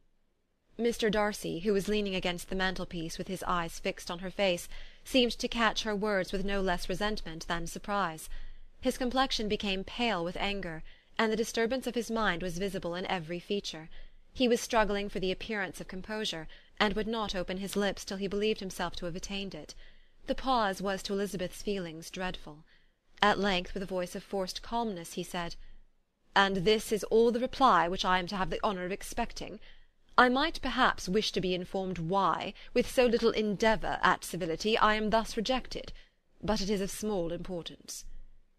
"I might as well inquire," replied she, "why, with so evident a desire of offending and insulting me, you chose to tell me that you liked me against your will, against your reason, and even against your character. Was not this some excuse for incivility, if I was incivil? But I have other provocations, you know I have. Had not my feelings decided against you, had they been indifferent, or had they even been favourable, do you think that any consideration would tempt me to accept the man who has been the means of ruining, perhaps for ever, the happiness of a most beloved sister?" As she pronounced these words, Mr. Darcy changed colour, but the emotion was short, and he listened without attempting to interrupt her while she continued. "I have every reason in the world to think ill of you. No motive can excuse the unjust and ungenerous part you acted there. You dare not, you cannot deny that you have been the principal, if not the only means of dividing them from each other, of exposing one to the censure of the world for caprice and instability, and the other to its derision for disappointed hopes, and involving them both in misery of the acutest kind." She paused, and saw with no slight indignation that he was listening with an air which proved him wholly unmoved by any feeling of remorse. He even looked at her with a smile of affected incredulity. "Can you deny that you have done it?" she repeated. With assumed tranquillity he then replied, "I have no wish of denying that I did everything in my power to separate my friend from your sister, or that I rejoice in my success. Towards him I have been kinder than towards myself." Elizabeth disdained the appearance of noticing this civil reflection, but its meaning did not escape, nor was it likely to conciliate her. "But it is not merely this affair," she continued, "on which my dislike is founded. Long before it had even taken place, my opinion of you was decided. Your character was unfolded in the recital which I received many months ago from Mr. Wickham. On this subject, what can you have to say? In what imaginary act of friendship can you here defend yourself? Or under what misrepresentation can you here impose upon others?" "You take an eager interest in that gentleman's concerns?" said Darcy in a less tranquil tone, and with a heightened colour. "Who that knows what his misfortunes have been can help feeling an interest in him?" "His misfortunes!" repeated Darcy contemptuously. "Yes, his misfortunes have been great indeed." "And of your infliction," cried Elizabeth with energy. "You have reduced him to his present state of poverty, comparative poverty. You have withheld the advantages which you must know to have been designed for him. You have deprived the best years of his life of that independence which was no less his due than his desert. You have done all this, and yet you can treat the mention of his misfortune with contempt and ridicule." "And this," cried Darcy, as he walked with quick steps across the room, "is your opinion of me? This is the estimation in which you hold me? I thank you for explaining it so fully. My faults, according to this calculation, are heavy indeed. But perhaps," added he, stopping in his walk and turning towards her, "these offences might have been overlooked, had not your pride been hurt by my honest confession of the scruples that had long prevented my forming any serious design. These bitter accusations might have been suppressed, had I, with greater policy, concealed my struggles, and flattered you into the belief of my being impelled by unqualified, unalloyed inclination, by reason, by reflection, by everything. But disguise of every sort is my abhorrence. Nor am I ashamed of the feelings I related. They were natural and just. Could you expect me to rejoice in the inferiority of your connections? Could I congratulate myself on the hope of relations whose condition in life is so decidedly beneath my own?" Elizabeth felt herself growing more angry every moment, yet she tried to the utmost to speak with composure when she said, "You are mistaken, Mr. Darcy, if you suppose that the mode of your declaration affected me in any other way than as it spared the concern which I might have felt in refusing you, had you behaved in a more gentlemanlike manner." She saw him start at this, but he said nothing, and she continued, "You could not have made the offer of your hand in any possible way that would have tempted me to accept it." Again his astonishment was obvious, and he looked at her with an expression of mingled incredulity and mortification. She went on, "From the very beginning, from the first moment, I may almost say, of my acquaintance with you, your manners, impressing me with the fullest belief of your arrogance, your conceit, and your selfish disdain for the feelings of others, was such as to form the groundwork of disapprobation, on which succeeding events have built so immovable a dislike. And I had not known you a month before I felt that you were the last man in the world whom I could ever be prevailed on to marry." "You have said quite enough, madam. I perfectly comprehend your feelings, and have now only to be ashamed of what my own have been. Forgive me for having taken up so much of your time, and accept my best wishes for your health and happiness." And with these words he hastily left the room, and Elizabeth heard him the next moment open the front door and quit the house. The tumult of her mind was now painfully great. She knew not how to support herself, and from actual weakness sat down and cried for half an hour. Her astonishment, as she reflected on what had passed, was increased by every review of it. That she should receive an offer of marriage from Mr. Darcy, that he should have been in love with her for so many months, so much in love as to wish to marry her in spite of all the objections which had made him prevent his friends marrying her sister, and which must appear at least with equal force in his own case, was almost incredible. It was gratifying to have inspired unconsciously so strong an affection. But his pride, his abominable pride, his shameless avowal of what he had done with respect to Jane, his unpardonable assurance in acknowledging, though he could not justify it, and the unfeeling manner in which he had mentioned Mr. Wickham, his cruelty towards whom he had not attempted to deny, soon overcame the pity which the consideration of his attachment had for a moment excited. She continued in very agitated reflections till the sound of Lady Catherine's carriage made her feel how unequal she was to encounter Charlotte's observation, and hurried her away to her room. Chapter 34.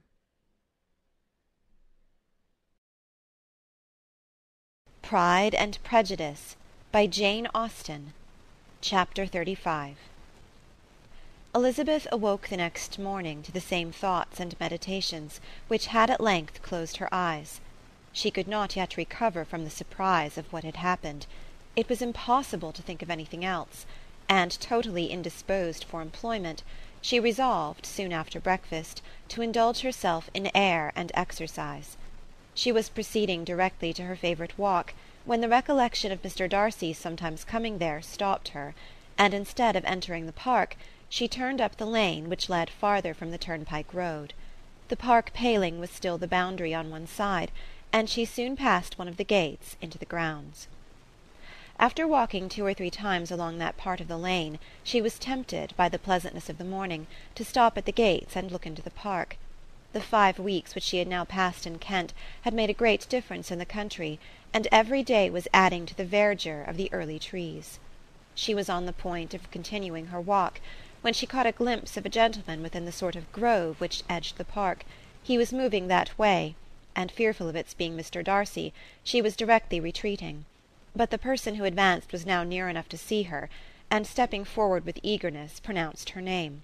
She had turned away, but on hearing herself called, though in a voice which proved it to be Mr. Darcy, she moved again towards the gate. He had by that time reached it also, and holding out a letter which she instinctively took, said with a look of haughty composure, "I have been walking in the grove some time in the hope of meeting you. Will you do me the honour of reading that letter?" And then, with a slight bow, turned again into the plantation, and was soon out of sight. With no expectation of pleasure, but with the strongest curiosity, Elizabeth opened the letter, and to her still increasing wonder, perceived an envelope containing 2 sheets of letter paper, written quite through in a very close hand. The envelope itself was likewise full. Pursuing her way along the lane, she then began it. It was dated from Rosings at 8 o'clock in the morning, and was as follows. "Be not alarmed, madam, on receiving this letter, by the apprehension of its containing any repetition of those sentiments or renewal of those offers which were last night so disgusting to you. I write without any intention of paining you, or humbling myself, by dwelling on wishes which, for the happiness of both, cannot be too soon forgotten, and the effort which the formation and perusal of this letter must occasion should have been spared, had not my character required it to be written and read. You must, therefore, pardon the freedom with which I demand your attention. Your feelings, I know, will bestow it unwillingly, but I demand it of your justice. 2 offences of a very different nature, and by no means of equal magnitude, you last night laid to my charge. The first mentioned was, that regardless of the sentiments of either, I had detached Mr. Bingley from your sister, and the other, that I had, in defiance of various claims, in defiance of honour and humanity, ruined the immediate prosperity and blasted the prospects of Mr. Wickham. Wilfully and wantonly to have thrown off the companion of my youth, the acknowledged favourite of my father, a young man who had scarcely any other dependence than on our patronage, and who had been brought up to expect its exertion, would be a depravity, to which the separation of 2 young persons, whose affection could be the growth of only a few weeks, could bear no comparison. But from the severity of that blame which was last night so liberally bestowed respecting each circumstance, I shall hope to be in the future secured, when the following account of my actions and their motives has been read. If, in the explanation of them, which is due to myself, I am under the necessity of relating feelings which may be offensive to yours, I can only say that I am sorry. The necessity must be obeyed, and further apology would be absurd. I had not long been in Hertfordshire before I saw, in common with others, that Bingley preferred your elder sister to any other young woman in the country. But it was not till the evening of the dance at Netherfield that I had any apprehension of his feeling a serious attachment. I had often seen him in love before. At that ball, while I had the honour of dancing with you, I was first made acquainted, by Sir William Lucas's accidental information, that Bingley's attentions to your sister had given rise to a general expectation of their marriage. He spoke of it as a certain event of which the time alone could be undecided. From that moment I observed my friend's behaviour attentively, and I could then perceive that his partiality for Miss Bennet was beyond what I had ever witnessed in him. Your sister I also watched.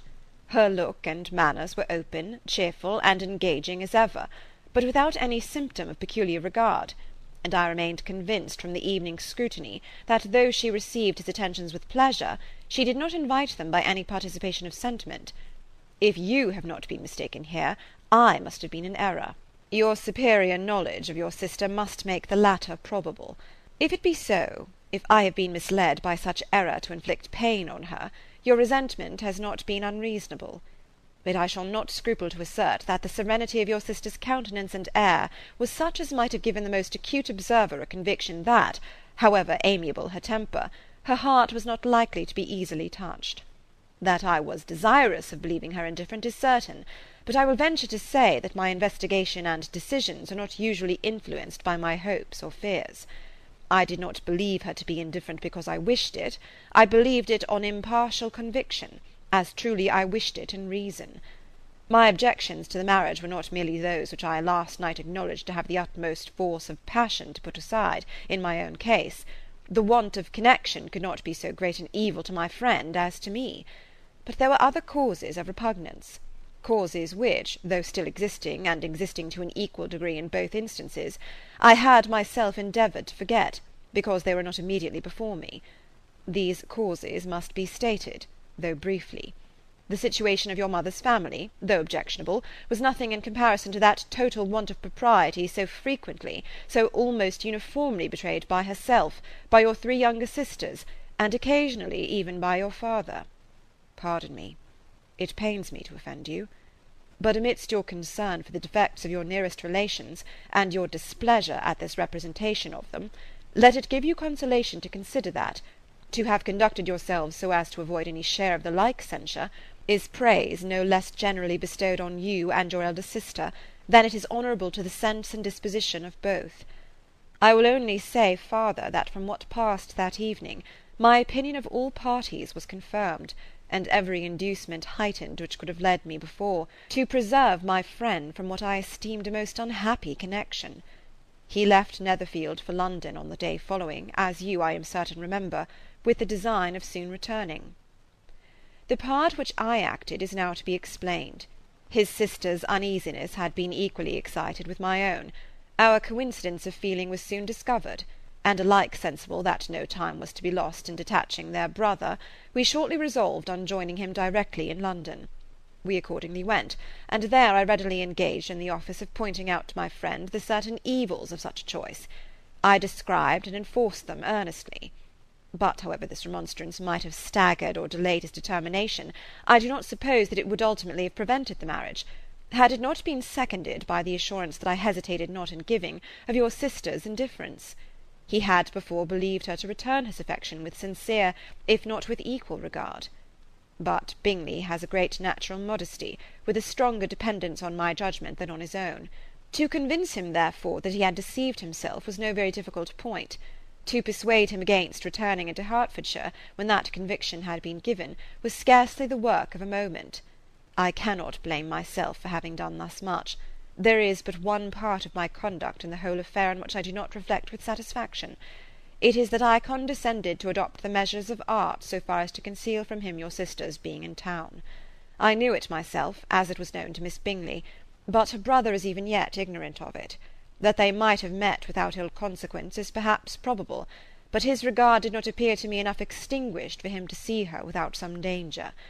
Perhaps this concealment, this disguise, was beneath me. It is done, however, and it was done for the best. On this subject I have nothing more to say, no other apology to offer. If I have wounded your sister's feelings, it was unknowingly done, and though the motives which governed me may to you very naturally appear insufficient, I have not yet learnt to condemn them. With respect to that other, more weighty accusation of having injured Mr. Wickham, I can only refute it by laying before you the whole of his connection with my family. Of what he has particularly accused me, I am ignorant, but of the truth of what I shall relate, I can summon more than one witness of undoubted veracity. Mr. Wickham is the son of a very respectable man, who had for many years the management of all the Pemberley estates, and whose good conduct in the discharge of his trust naturally inclined my father to be of service to him, and on George Wickham, who was his godson, his kindness was therefore liberally bestowed. My father supported him at school, and afterwards at Cambridge. Most important assistance, as his own father, always poor from the extravagance of his wife, would have been unable to give him a gentleman's education. My father was not only fond of this young man's society, whose manners were always engaging, he had also the highest opinion of him, and hoping the church would be his profession, intended to provide for him in it. As for myself, it is many, many years since I first began to think of him in a very different manner. the vicious propensities, the want of principle, which he was careful to guard from the knowledge of his best friend, could not escape the observation of a young man of nearly the same age with himself, and who had opportunities of seeing him in unguarded moments, which Mr. Darcy could not have. Here again I shall give you pain, to what degree you only can tell. But whatever may be the sentiments which Mr. Wickham has created, a suspicion of their nature shall not prevent me from unfolding his real character. It adds even another motive.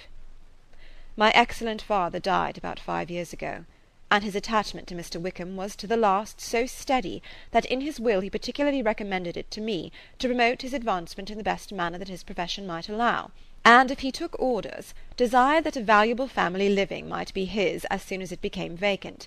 There was also a legacy of £1,000. His own father did not long survive mine, and within half a year from these events Mr. Wickham wrote to inform me that finally, having resolved against taking orders, he hoped I should not think it unreasonable for him to expect some more immediate pecuniary advantage, in lieu of the preferment, by which he could not be benefited. He had some intention, he added, of studying law, and I must be aware that the interest of £1,000 would be a very insufficient support therein. I rather wished than believed him to be sincere, but at any rate was perfectly ready to accede to his proposal. I knew that Mr. Wickham ought not to be a clergyman. The business was therefore soon settled. He resigned all claim to assistance in the church, were it possible that he could ever be in a situation to receive it, and accepted in return £3,000. All connection between us seemed now dissolved. I thought too ill of him to invite him to Pemberley, or admit his society in town. In town I believe he chiefly lived, but his studying the law was a mere pretence, and being now free from all restraint, his life was a life of idleness and dissipation. For about 3 years I heard little of him, but on the decease of the incumbent of the living which had been designed for him, he applied to me again by letter for the presentation. His circumstances, he assured me, and I had no difficulty in believing it, were exceedingly bad. He had found the law a most unprofitable study, and was now absolutely resolved on being ordained if I would present him to the living in question, of which he trusted there could be little doubt, as he was well assured that I had no other person to provide for, and I could not have forgotten my revered father's intentions. You will hardly blame me for refusing to comply with this entreaty, or for resisting every repetition to it. His resentment was in proportion to the distress of his circumstances, and he was doubtless as violent in his abuse of me to others as in his reproaches to myself. After this period every appearance of acquaintance was dropped. How he lived I know not, but last summer he was again most painfully obtruded on my notice. I must now mention a circumstance which I would wish to forget myself, and which no obligation less than the present should induce me to unfold to any human being. Having said thus much, I feel no doubt of your secrecy.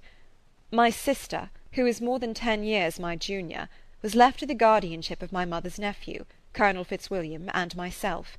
About a year ago she was taken from school, and an establishment formed for her in London, and last summer she went with the lady who presided over it to Ramsgate, and thither also went Mr. Wickham, undoubtedly by design, for there proved to have been a prior acquaintance between him and Mrs. Young, in whose character we were most unhappily deceived, and by her connivance and aid he so far recommended himself to Georgiana, whose affectionate heart retained a strong impression of his kindness to her as a child, that she was persuaded to believe herself in love, and to consent to an elopement. She was then but 15, which must be her excuse, and after stating her imprudence, I am happy to add that I owed the knowledge of it to herself. I joined them unexpectedly a day or two before the intended elopement, and then Georgiana, unable to support the idea of grieving and offending a brother whom she almost looked up to as a father, acknowledged the whole to me. You may imagine what I felt, and how I acted. Regard for my sister's credit and feelings prevented any public exposure, but I wrote to Mr. Wickham, who left the place immediately, and Mrs. Young was of course removed from her charge. Mr. Wickham's chief object was unquestionably my sister's fortune, which is £30,000, but I cannot help supposing that the hope of revenging himself on me was a strong inducement. His revenge would have been complete indeed. This, madam, is a faithful narrative of every event in which we have been concerned together, and if you do not absolutely reject it as false, you will, I hope, acquit me henceforth of cruelty towards Mr. Wickham.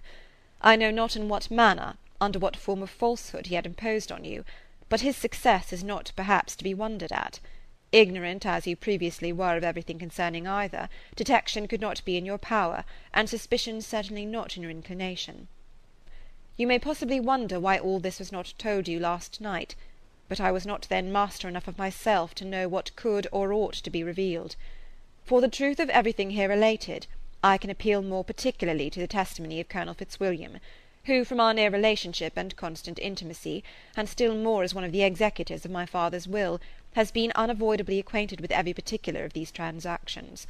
If your abhorrence of me should make my assertions valueless, you cannot be prevented by the same cause from confiding in my cousin, and that there may be the possibility of consulting him, I shall endeavour to find some opportunity of putting this letter in your hands in the course of the morning. I will only add, God bless you.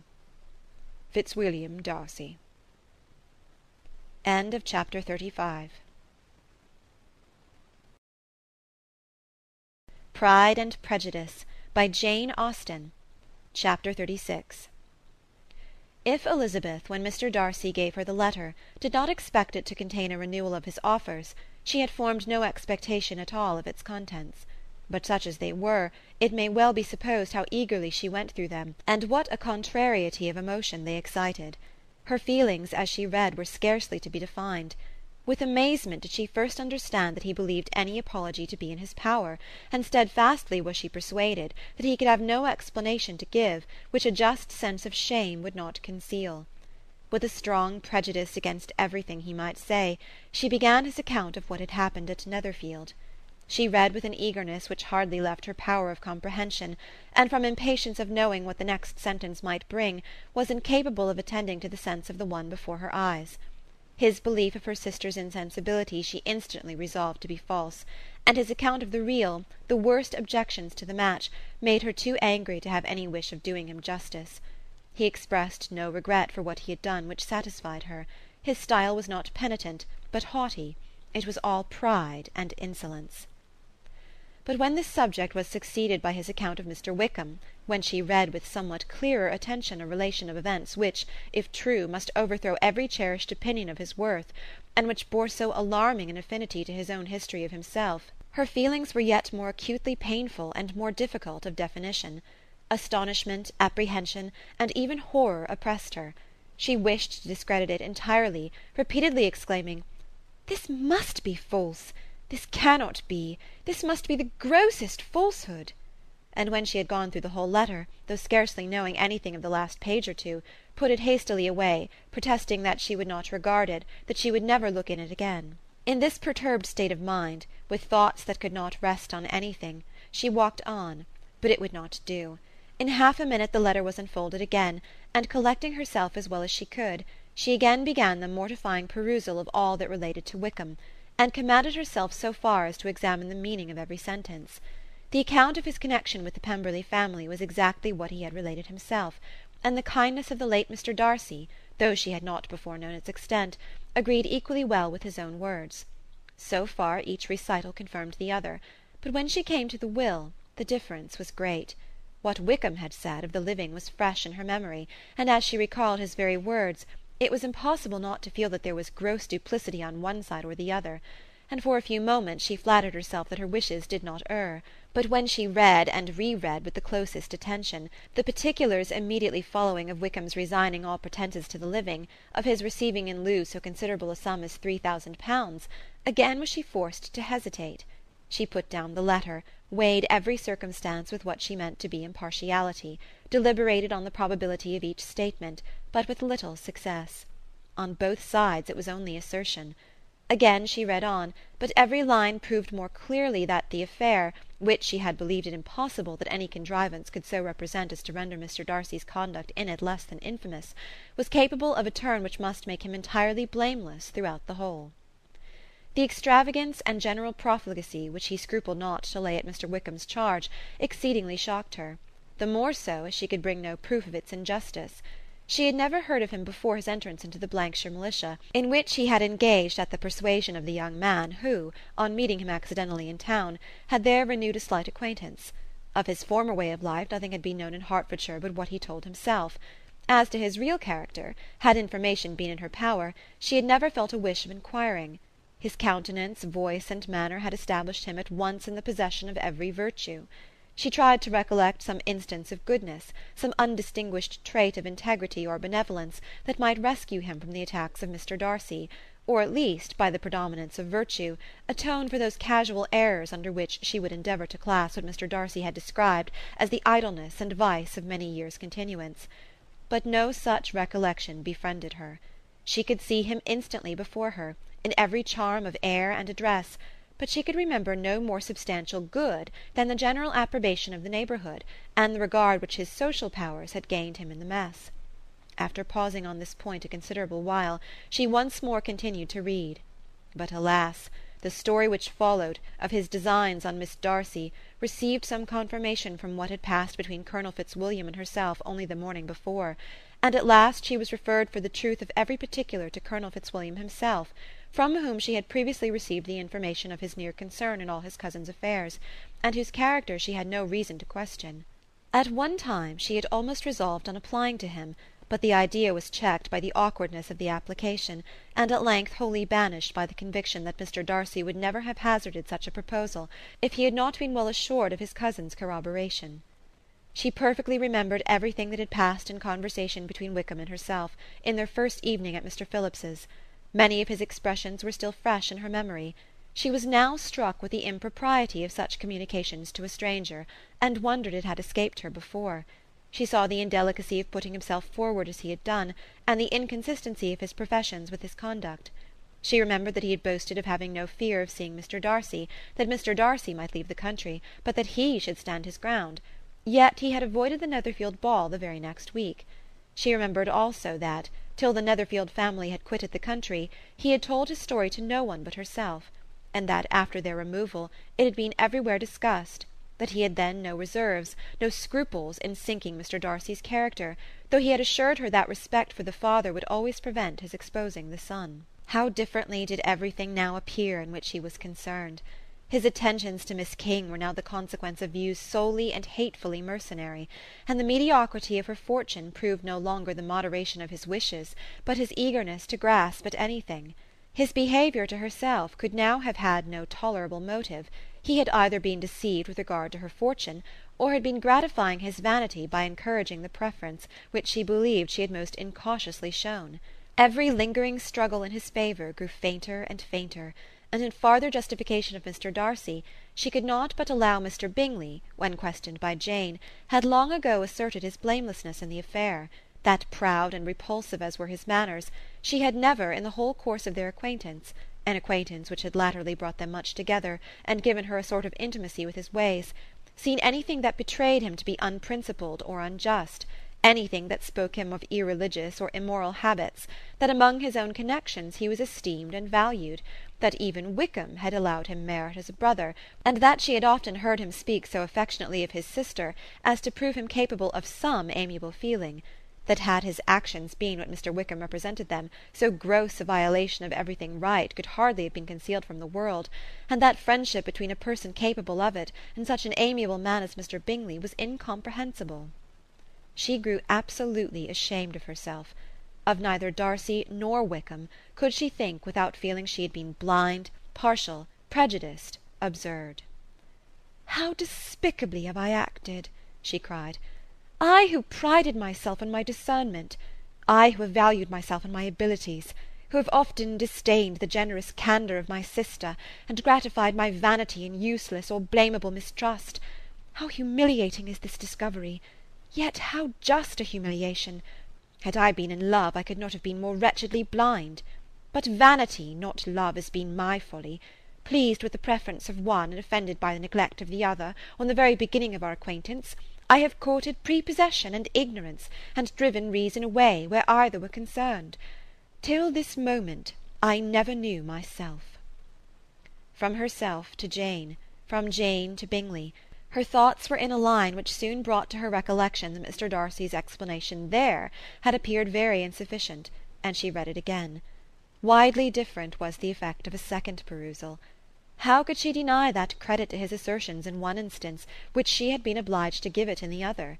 He declared himself to be totally unsuspicious of her sister's attachment, and she could not help remembering what Charlotte's opinion had always been. Neither could she deny the justice of his description of Jane. She felt that Jane's feelings, though fervent, were little displayed, and that there was a constant complacency in her air and manner not often united with great sensibility. When she came to that part of the letter in which her family were mentioned in terms of such mortifying yet merited reproach, her sense of shame was severe. The justice of the charge struck her too forcibly for denial, and the circumstances to which he particularly alluded as having passed at the Netherfield ball, and as confirming all his first disapprobation, could not have made a stronger impression on his mind than on hers. The compliment to herself and her sister was not unfelt. It soothed but could not console her for the contempt which had thus been self-attracted by the rest of her family, and as she considered that Jane's disappointment had in fact been the work of her nearest relations, and reflected how materially the credit of both must be hurt by such impropriety of conduct, she felt depressed beyond anything she had ever known before. After wandering along the lane for 2 hours, giving way to every variety of thought, to reconsidering events, determining probabilities, and reconciling herself, as well as she could, to a change so sudden and so important, fatigue and a recollection of her long absence made her at length return home, and she entered the house with the wish of appearing cheerful as usual, and the resolution of repressing such reflections as must make her unfit for conversation. She was immediately told that the 2 gentlemen from Rosings had each called during her absence, Mr. Darcy only for a few minutes to take leave, but that Colonel Fitzwilliam had been sitting with them at least an hour, hoping for her return, and almost resolving to walk after her till she could be found. Elizabeth could but just affect concern in missing him. She really rejoiced at it. Colonel Fitzwilliam was no longer an object. She could think only of her letter. End of chapter 36.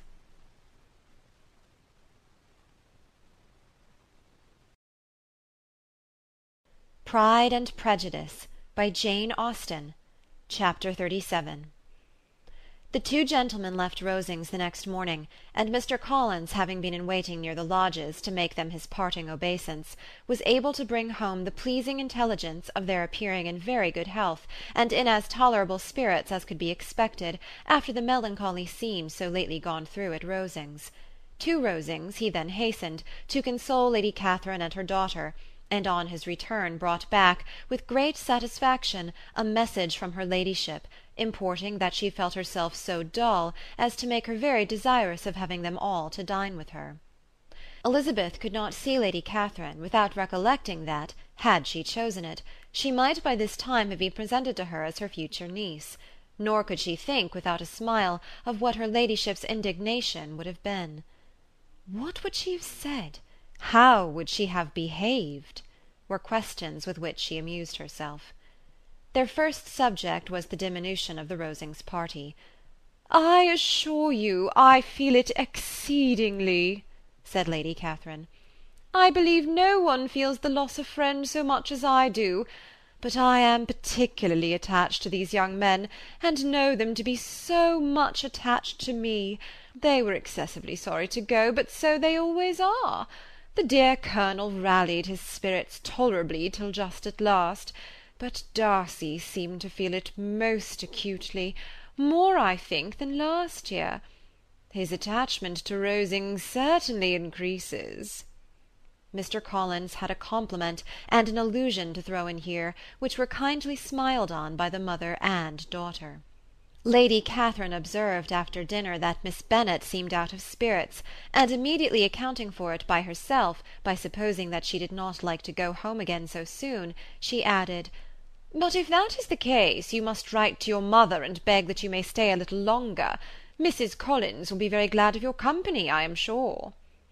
"I am much obliged to your ladyship for your kind invitation," replied Elizabeth, "but it is not in my power to accept it. I must be in town next Saturday." "Why, at that rate you will have been here only 6 weeks. I expected you to stay 2 months. I told Mrs. Collins so before you came. There can be no occasion for your going so soon. Mrs. Bennet could certainly spare you for another fortnight." "But my father cannot. He wrote last week to hurry my return." "Oh, your father, of course, may spare you if your mother can. Daughters are never of so much consequence to a father. And if you will stay another month complete, it will be in my power to take one of you as far as London, for I am going there in early June, for a week, and as Dawson does not object to the barouche box, there will be very good room for one of you. And indeed, if the weather should happen to be cool, I should not object to taking you both, as you are neither of you large." "You are all kindness, madam, but I believe we must abide by our original plan." Lady Catherine seemed resigned. "Mrs. Collins, you must send a servant with them. You know I always speak my mind, and I cannot bear the idea of two young women travelling post by themselves. It is highly improper. You must contrive to send somebody. I have the greatest dislike in the world to that sort of thing. Young women should always be properly guarded and attended, according to their situation in life. When my niece Georgiana went to Ramsgate last summer, I made a point of her having two men-servants to go with her. Miss Darcy, the daughter of Mr. Darcy of Pemberley, and Lady Anne, could not have appeared with propriety in a different manner. I am excessively attentive to all those things. You must send John with the young ladies, Mrs. Collins. I am glad it occurred to me to mention it, for it would really be discreditable to you to let them go alone." "My uncle is to send a servant for us." "Oh, your uncle? He keeps a man-servant, does he? I am very glad you have somebody who thinks of these things. Where shall you change horses? Oh, Bromley, of course. If you mention my name at the bell, you will be attended to." Lady Catherine had many other questions to ask respecting their journey, and as she did not answer them all herself, attention was necessary, which Elizabeth believed to be lucky for her, or with a mind so occupied she might have forgotten where she was. Reflection must be reserved for solitary hours. Whenever she was alone she gave way to it as the greatest relief, and not a day went by without a solitary walk, in which she might indulge in all the delight of unpleasant recollections. Mr. Darcy's letter she was in a fair way of soon knowing by heart. She studied every sentence, and her feelings towards its writer were at times widely different. When she remembered the style of his address, she was still full of indignation, but when she considered how unjustly she had condemned and upbraided him, her anger was turned against herself, and his disappointed feelings became the object of compassion. His attachment excited gratitude, his general character respect, but she could not approve him, nor could she for a moment repent her refusal, or feel the slightest inclination ever to see him again. In her own past behaviour there was a constant source of vexation and regret, and in the unhappy defects of her family a subject of yet heavier chagrin. They were hopeless of remedy. Her father, contented with laughing at them, would never exert himself to restrain the wild giddiness of his youngest daughters, and her mother, with manners so far from right herself, was entirely insensible of the evil. Elizabeth had frequently united with Jane in an endeavour to check the imprudence of Catherine and Lydia, but while they were supported by their mother's indulgence, what chance could there be of improvement? Catherine, weak-spirited, irritable, and completely under Lydia's guidance, had been always affronted by their advice, and Lydia, self-willed and careless, would scarcely give them a hearing. They were ignorant, idle, and vain. While there was an officer in Meryton, they would flirt with him, and while Meryton was within a walk of Longbourn, they would be going there for ever. Anxiety on Jane's behalf was another prevailing concern, and Mr. Darcy's explanation, by restoring Bingley to all her former good opinion, heightened the sense of what Jane had lost. His affection was proved to have been sincere, and his conduct cleared of all blame, unless any could attach to the implicitness of his confidence in his friend. How grievous, then, was the thought that, of a situation so desirable in every respect, so replete with advantage, so promising for happiness, Jane had been deprived, by the folly and indecorum of her own family. When to these recollections was added the development of Wickham's character, it may be easily believed that the happy spirits which had seldom been depressed before were now so much affected as to make it almost impossible for her to appear tolerably cheerful. Their engagements at Rosings were as frequent during the last week of her stay as they had been at first. The very last evening was spent there, and her ladyship again inquired minutely into the particulars of their journey, gave them directions as to the best method of packing, and was so urgent on the necessity of placing gowns in the only right way, that Maria thought herself obliged, on her return, to undo all the work of the morning, and pack her trunk afresh. When they parted, Lady Catherine, with great condescension, wished them a good journey, and invited them to come to Hunsford again next year. and Miss de Bourgh exerted herself so far as to curtsy and hold out her hand to both. Chapter 37. Pride and Prejudice by Jane Austen. Chapter 38. On Saturday morning Elizabeth and Mr. Collins met for breakfast a few minutes before the others appeared, and he took the opportunity of paying the parting civilities which he deemed indispensably necessary. "I know not, Miss Elizabeth," said he, "whether Mrs. Collins has yet expressed her sense of your kindness in coming to us, but I am very certain you will not leave the house without receiving her thanks for it. The favour of your company has been much felt, I assure you. We know how little there is to tempt any one to our humble abode. Our plain manner of living, our small rooms and few domestics, and the little we see of the world, must make Hunsford extremely dull to a young lady like yourself, but I hope you will believe us grateful for the condescension, and that we have done everything in our power to prevent your spending your time unpleasantly." Elizabeth was eager with her thanks and assurances of happiness. She had spent 6 weeks with great enjoyment, and the pleasure of being with Charlotte, and the kind attentions she had received, must make her feel the obliged. Mr. Collins was gratified, and with a more smiling solemnity replied, "It gives me great pleasure to hear that you have passed your time not disagreeably. We have certainly done our best, and most fortunately having it in our power to introduce you to very superior society, and from our connection with Rosings, the frequent means of varying the humble home scene, I think we may flatter ourselves that your Hunsford visit cannot have been entirely irksome. Our situation with regard to Lady Catherine's family is indeed the sort of extraordinary advantage and blessing which few can boast. You see on what a footing we are, you see how continually we are engaged there. In truth, I must acknowledge that, with all the disadvantages of this humble parsonage, I should not think any one abiding in it an object of compassion, while they are sharers of our intimacy at Rosings." Words were insufficient for the elevation of his feelings, and he was obliged to walk about the room, while Elizabeth tried to unite civility and truth in a few short sentences. "You may, in fact, carry a very favourable report of us into Hertfordshire, my dear cousin. I flatter myself, at least, that you will be able to do so. Lady Catherine's great attentions to Mrs. Collins you have been a daily witness of, and altogether I trust it does not appear that your friend has drawn an unfortunate... but on this point it will be as well to be silent. Only let me assure you, my dear Miss Elizabeth, that I can from my heart most cordially wish you equal felicity in marriage. My dear Charlotte and I have but one mind and one way of thinking. There is in everything a most remarkable resemblance of character and ideas between us. We seem to have been designed for each other." Elizabeth could safely say that it was a great happiness where that was the case, and with equal sincerity could add that she firmly believed and rejoiced in his domestic comforts. She was not sorry, however, to have the recital of them interrupted by the lady from whom they sprang. Poor Charlotte! It was melancholy to leave her to such society.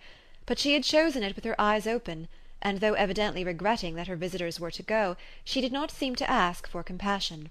Her home and her housekeeping, her parish and her poultry, and all their dependent concerns, had not yet lost their charms. At length the chaise arrived, the trunks were fastened on, the parcels placed within, and it was pronounced to be ready. After an affectionate parting between the friends, Elizabeth was attended to the carriage by Mr. Collins, and as they walked down the garden he was commissioning her with his best respects to all her family, not forgetting his thanks for the kindness he had received at Longbourn in the winter, and his compliments to Mr. and Mrs. Gardiner, though unknown. He then handed her in, Maria followed, and the door was on the point of being closed, when he suddenly reminded them, with some consternation, that they had hitherto forgotten to leave any message for the ladies at Rosings. "But," he added, "you will of course wish to have your humble respects delivered to them, with your grateful thanks for their kindness to you while you have been here." Elizabeth made no objection. The door was then allowed to be shut, and the carriage drove off. "Good gracious!" cried Maria, after a few minutes' silence. "It seems but a day or two since we first came, and yet how many things have happened!" "A great many indeed," said her companion with a sigh. "We have dined 9 times at Rosings, besides drinking tea there twice. How much I shall have to tell!" Elizabeth added privately, and how much I shall have to conceal." Their journey was performed without much conversation or any alarm, and within 4 hours of their leaving Hunsford they reached Mr. Gardiner's house, where they were to remain a few days. Jane looked well, and Elizabeth had little opportunity of studying her spirits amidst the various engagements which the kindness of her aunt had reserved for them. But Jane was to go home with her, and at Longbourn there would be leisure enough for observation. It was not without an effort, meanwhile, that she could wait even for Longbourn before she told her sister of Mr. Darcy's proposals. To know that she had the power of revealing what would so exceedingly astonish Jane, and must at the same time so highly gratify whatever of her own vanity she had not yet been able to reason away, was such a temptation to openness as nothing could have conquered the state of indecision which she remained as to the extent of what she should communicate, and her fear, if she once entered on the subject, of being hurried into repeating something of Bingley, which might only grieve her sister further. Chapter 38.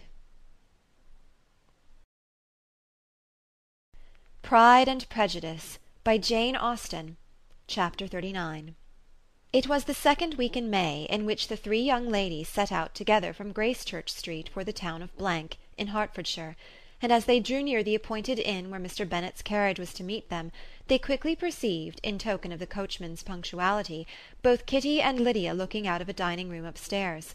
These 2 girls had been above an hour in the place, happily employed in visiting an opposite milliner, watching the sentinel on guard, and dressing a salad and cucumber.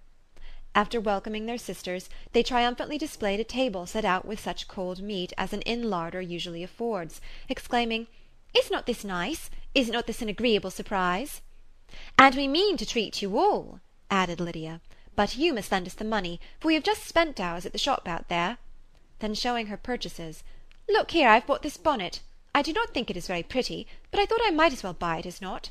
I shall pull it to pieces as soon as I get home, and see if I can make it up any better."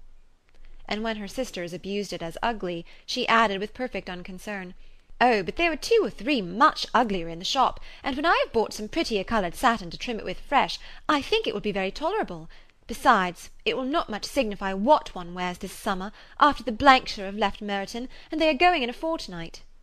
"Are they indeed?" cried Elizabeth with the greatest satisfaction. "They are going to be encamped near Brighton, and I do so want papa to take us all there for the summer. It would be such a delicious scheme, and I dare say it would cost hardly anything at all. Mamma would like to go too, of all things. Only think what a miserable summer else we shall have." "Yes," thought Elizabeth, "that would be a delightful scheme indeed, and completely do for us at once. Good heaven! Brighton, and a whole campful of soldiers to us, who have been overset already by one poor regiment of militia and the monthly balls of Meryton." "Now I have got some news for you," said Lydia, as they sat down at table. "What do you think? It is excellent news, capital news, and about a certain person we all like." Jane and Elizabeth looked at each other, and the waiter was told he need not stay. Lydia laughed and said, "Ay, that is just like your formality and discretion. You thought the waiter must not hear, as if he cared. I dare say he often hears worse things said than I am going to say. But he is an ugly fellow. I am glad he's gone. I never saw such a long chin in my life. Well, but now for my news. It is about dear Wickham. Too good for the waiter, is it not? There is no danger of Wickham's marrying Mary King. There's for you. She is gone down to her uncle at Liverpool, gone to stay. Wickham is safe." "And Mary King is safe," added Elizabeth, "safe from a connection imprudent as to fortune." "She is a great fool for going away if she liked him." "But I hope there is no strong attachment on either side," said Jane. "I am sure there is not on his. I will answer for it. He never cared 3 straws about her. Who could, about such a nasty, freckled little thing?" Elizabeth was shocked to think that, however incapable of such coarseness of expression herself, the coarseness of the sentiment was little other than her own breast had harboured and fancied liberal. As soon as all had ate, and the elder ones paid, the carriage was ordered, and after some contrivance, the whole party, with all their boxes, work-bags, and parcels, and the unwelcome addition of Kitty and Lydia's purchases, were seated in it. "How nicely we are all crammed in!" cried Lydia. "I am glad I bought my bonnet, if it is only for the fun of having another bandbox. Well, now let us be quite comfortable and snug, and talk and laugh all the way home. And in the first place, let us hear what has happened to you all since you went away. Have you seen any pleasant men? Have you had any flirting? I was in great hopes that one of you'd have got a husband before you came back. Jane will be quite an old maid soon, I declare. She's almost 23. Lord, how ashamed I should be of not being married before 23. My Aunt Phillips wants you so to get husbands, you can't think. She says Lizzie had better have taken Mr. Collins, but I do not think there would have been any fun in it. Lord, how I should like to be married before any of you, and then I would chaperone you about to all the balls. Dear me, we had such a good piece of fun the other day at Colonel Forster's. Kitty and me were to spend the day there, and Mrs. Forster promised to have a little dance in the evening. By the by, Mrs. Forster and me are such friends, and so she asked the 2 Harringtons to come, but Harriet was ill, and so Pen was forced to come by herself. And then what do you think we did? We dressed up Chamberlain in women's clothes on purpose to pass for a lady. Only think what fun! Not a soul knew of it but Colonel and Mrs. Forster and Kitty and me, except my aunt, for we were forced to borrow one of her gowns, and you cannot imagine how well he looked. When Denny and Wickham and Pratt and 2 or 3 more of the men came in, they did not know him in the least. Lord, how I laughed, and so did Mrs. Forster. I thought I should have died, and that made the men suspect something, and then they soon found out what was the matter. With such kinds of histories and their parties and good jokes did Lydia, assisted by Kitty's hints and additions, endeavour to amuse her companions all the way to Longbourn. Elizabeth listened as little as she could, but there was no escaping the frequent mention of Wickham's name. Their reception at home was most kind. Mrs. Bennet rejoiced to see Jane in undiminished beauty, and more than once during dinner did Mr. Bennet say voluntarily to Elizabeth, "I am glad you are come back, Lizzie." Their party in the dining-room was large, for almost all the Lucases came to meet Maria and hear the news, and various were the subjects that occupied them. Lady Lucas was inquiring of Maria after the welfare and poultry of her eldest daughter. Mrs. Bennet was doubly engaged, on the one hand collecting an account of the present fashions from Jane, who sat some way below her, and on the other retailing them all to the younger Lucases; and Lydia, in a voice rather louder than any other person's, was enumerating the various pleasures of the morning to anybody who would hear her. "Oh, Mary," said she, "I wish you had gone with us, for we had such fun. As we went along, Kitty and I drew up the blinds, and pretended there was nobody in the coach, and I should have gone so all the way, if Kitty had not been sick, and when we got to the George, I do think we behaved very handsomely, for we treated the other 3 with the nicest cold luncheon in the world, and if you would have gone, we would have treated you too. And then we came away. It was such fun. I thought we never should have got into the coach. I was ready to die of laughter. And then we were so merry all the way home. We talked and laughed so loud that anybody might have heard us 10 miles off." To this Mary very gravely replied, "Far be it from me, my dear sister, to depreciate such pleasures. They would doubtless be congenial with the generality of female minds, but I confess they would have no charms for me. I should infinitely prefer a book." But of this answer Lydia heard not a word. She seldom listened to anybody for more than half a minute, and never attended to Mary at all. In the afternoon Lydia was urgent with the rest of the girls to walk to Meryton, and to see how everybody went on, but Elizabeth steadily opposed the scheme. It should not be said that the Miss Bennets could not be at home half a day before they were in pursuit of the officers. There was another reason too for her opposition. She dreaded seeing Mr. Wickham again, and was resolved to avoid it as long as possible. The comfort to her of the regiment's approaching removal was indeed beyond expression. In a fortnight they were to go, and once gone, she hoped there could be nothing more to plague her on his account. She had not been many hours at home before she found that the Brighton scheme, of which Lydia had given them a hint at the inn, was under frequent discussion between her parents. Elizabeth saw directly that her father had not the smallest intention of yielding, but his answers were at the same time so vague and equivocal that her mother, though often disheartened, had never yet despaired of succeeding at last. Chapter 39. Pride and Prejudice, by Jane Austen. Chapter 40. Elizabeth's impatience to acquaint Jane with what had happened could no longer be overcome, and at length, resolving to suppress every particular in which her sister was concerned, and preparing her to be surprised, she related to her the next morning the chief of the scene between Mr. Darcy and herself. Miss Bennet's astonishment was soon lessened by the strong sisterly partiality which made any admiration of Elizabeth appear perfectly natural, and all surprise was shortly lost in other feelings.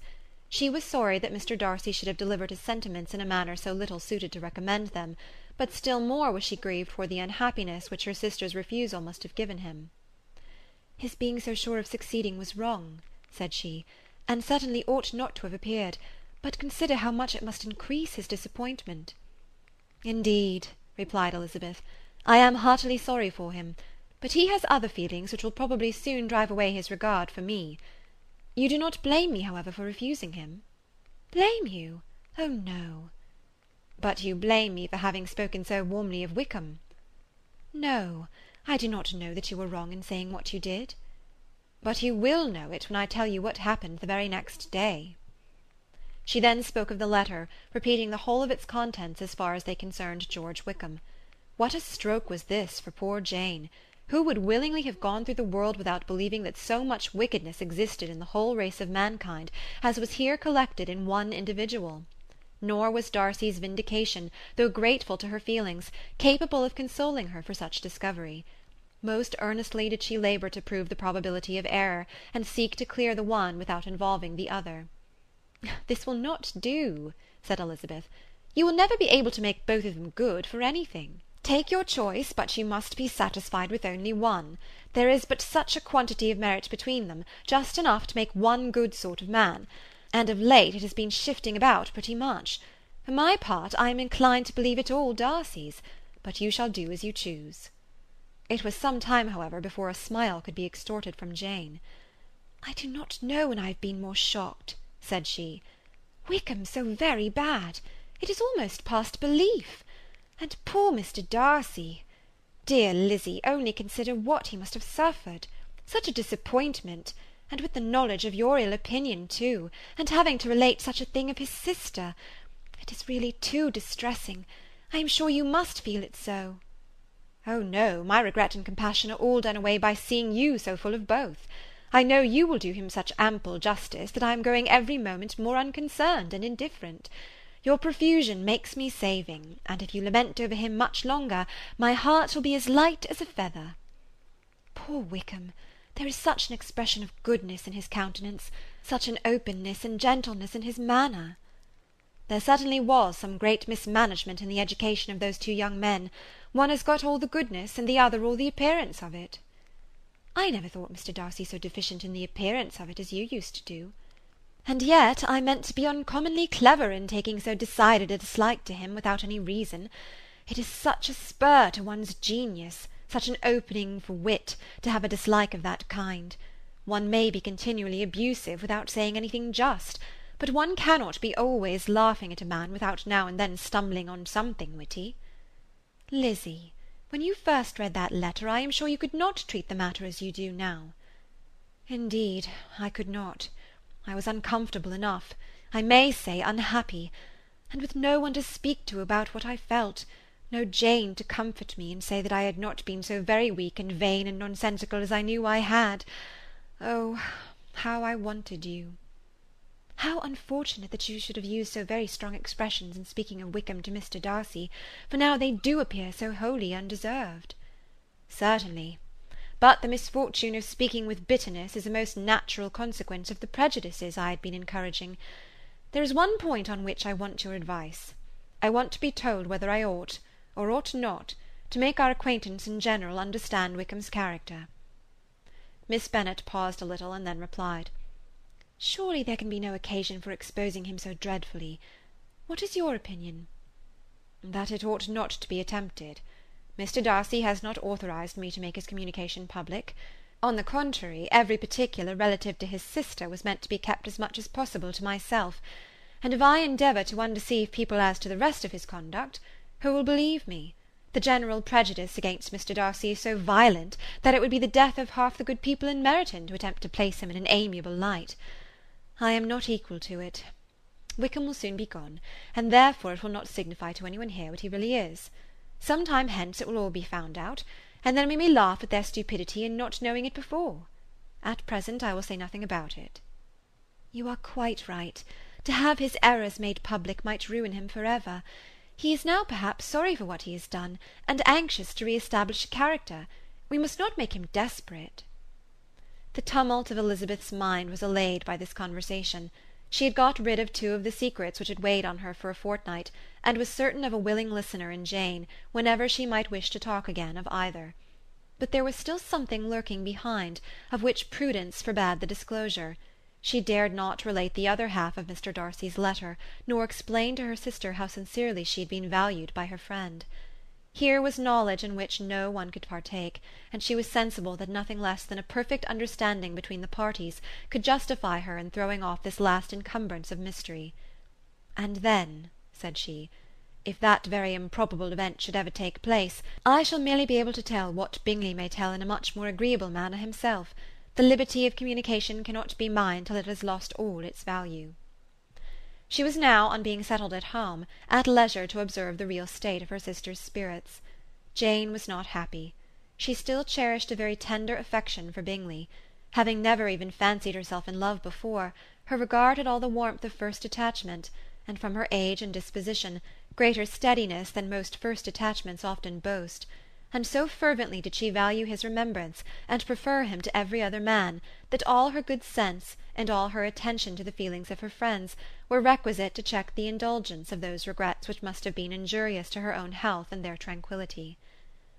"Well, Lizzy," said Mrs. Bennet one day, "what is your opinion now of this sad business of Jane's? For my part, I am determined never to speak of it again to anybody. I told my sister Phillips so the other day, but I cannot find out that Jane saw anything of him in London. Well, he is a very undeserving young man, and I do not suppose there's the least chance in the world of her ever getting him now. There is no talk of him coming to Netherfield again in the summer, and I have inquired of everybody, too, who is likely to know." "I do not believe he will ever live at Netherfield any more." "Oh, well, it is just as he chooses. Nobody wants him to come. Though I shall always say he used my daughter extremely ill, and if I was her I would not have put up with it. Well, my comfort is, I am sure Jane will die of a broken heart, and then he will be sorry for what he has done." But Elizabeth could not receive comfort from any such expectation, and she made no answer. "Well, Lizzy," continued her mother soon afterwards, "so the Collinses live very comfortable, do they? Well, well, I only hope it will last. And what sort of table do they keep? Charlotte is an excellent manager, I dare say. If she is half as sharp as her mother, she is saving enough. There is nothing extravagant in their housekeeping, I dare say." "No, nothing at all." "A great deal of good management, depend upon it. Yes, yes, they will take care not to outrun their income. They will never be distressed for money. Well, much good may it do them. And so, I suppose, they often talk of having Longbourn when your father is dead. They look upon it quite as their own, I dare say, whenever that happens." "It was a subject which they could not mention before me." "No, it would have been strange if they had, but I make no doubt they often talk of it between themselves. Well, if they can be easy with an estate that is not lawfully their own, so much the better. I should be ashamed of having one that was only entailed on me." End of chapter 40.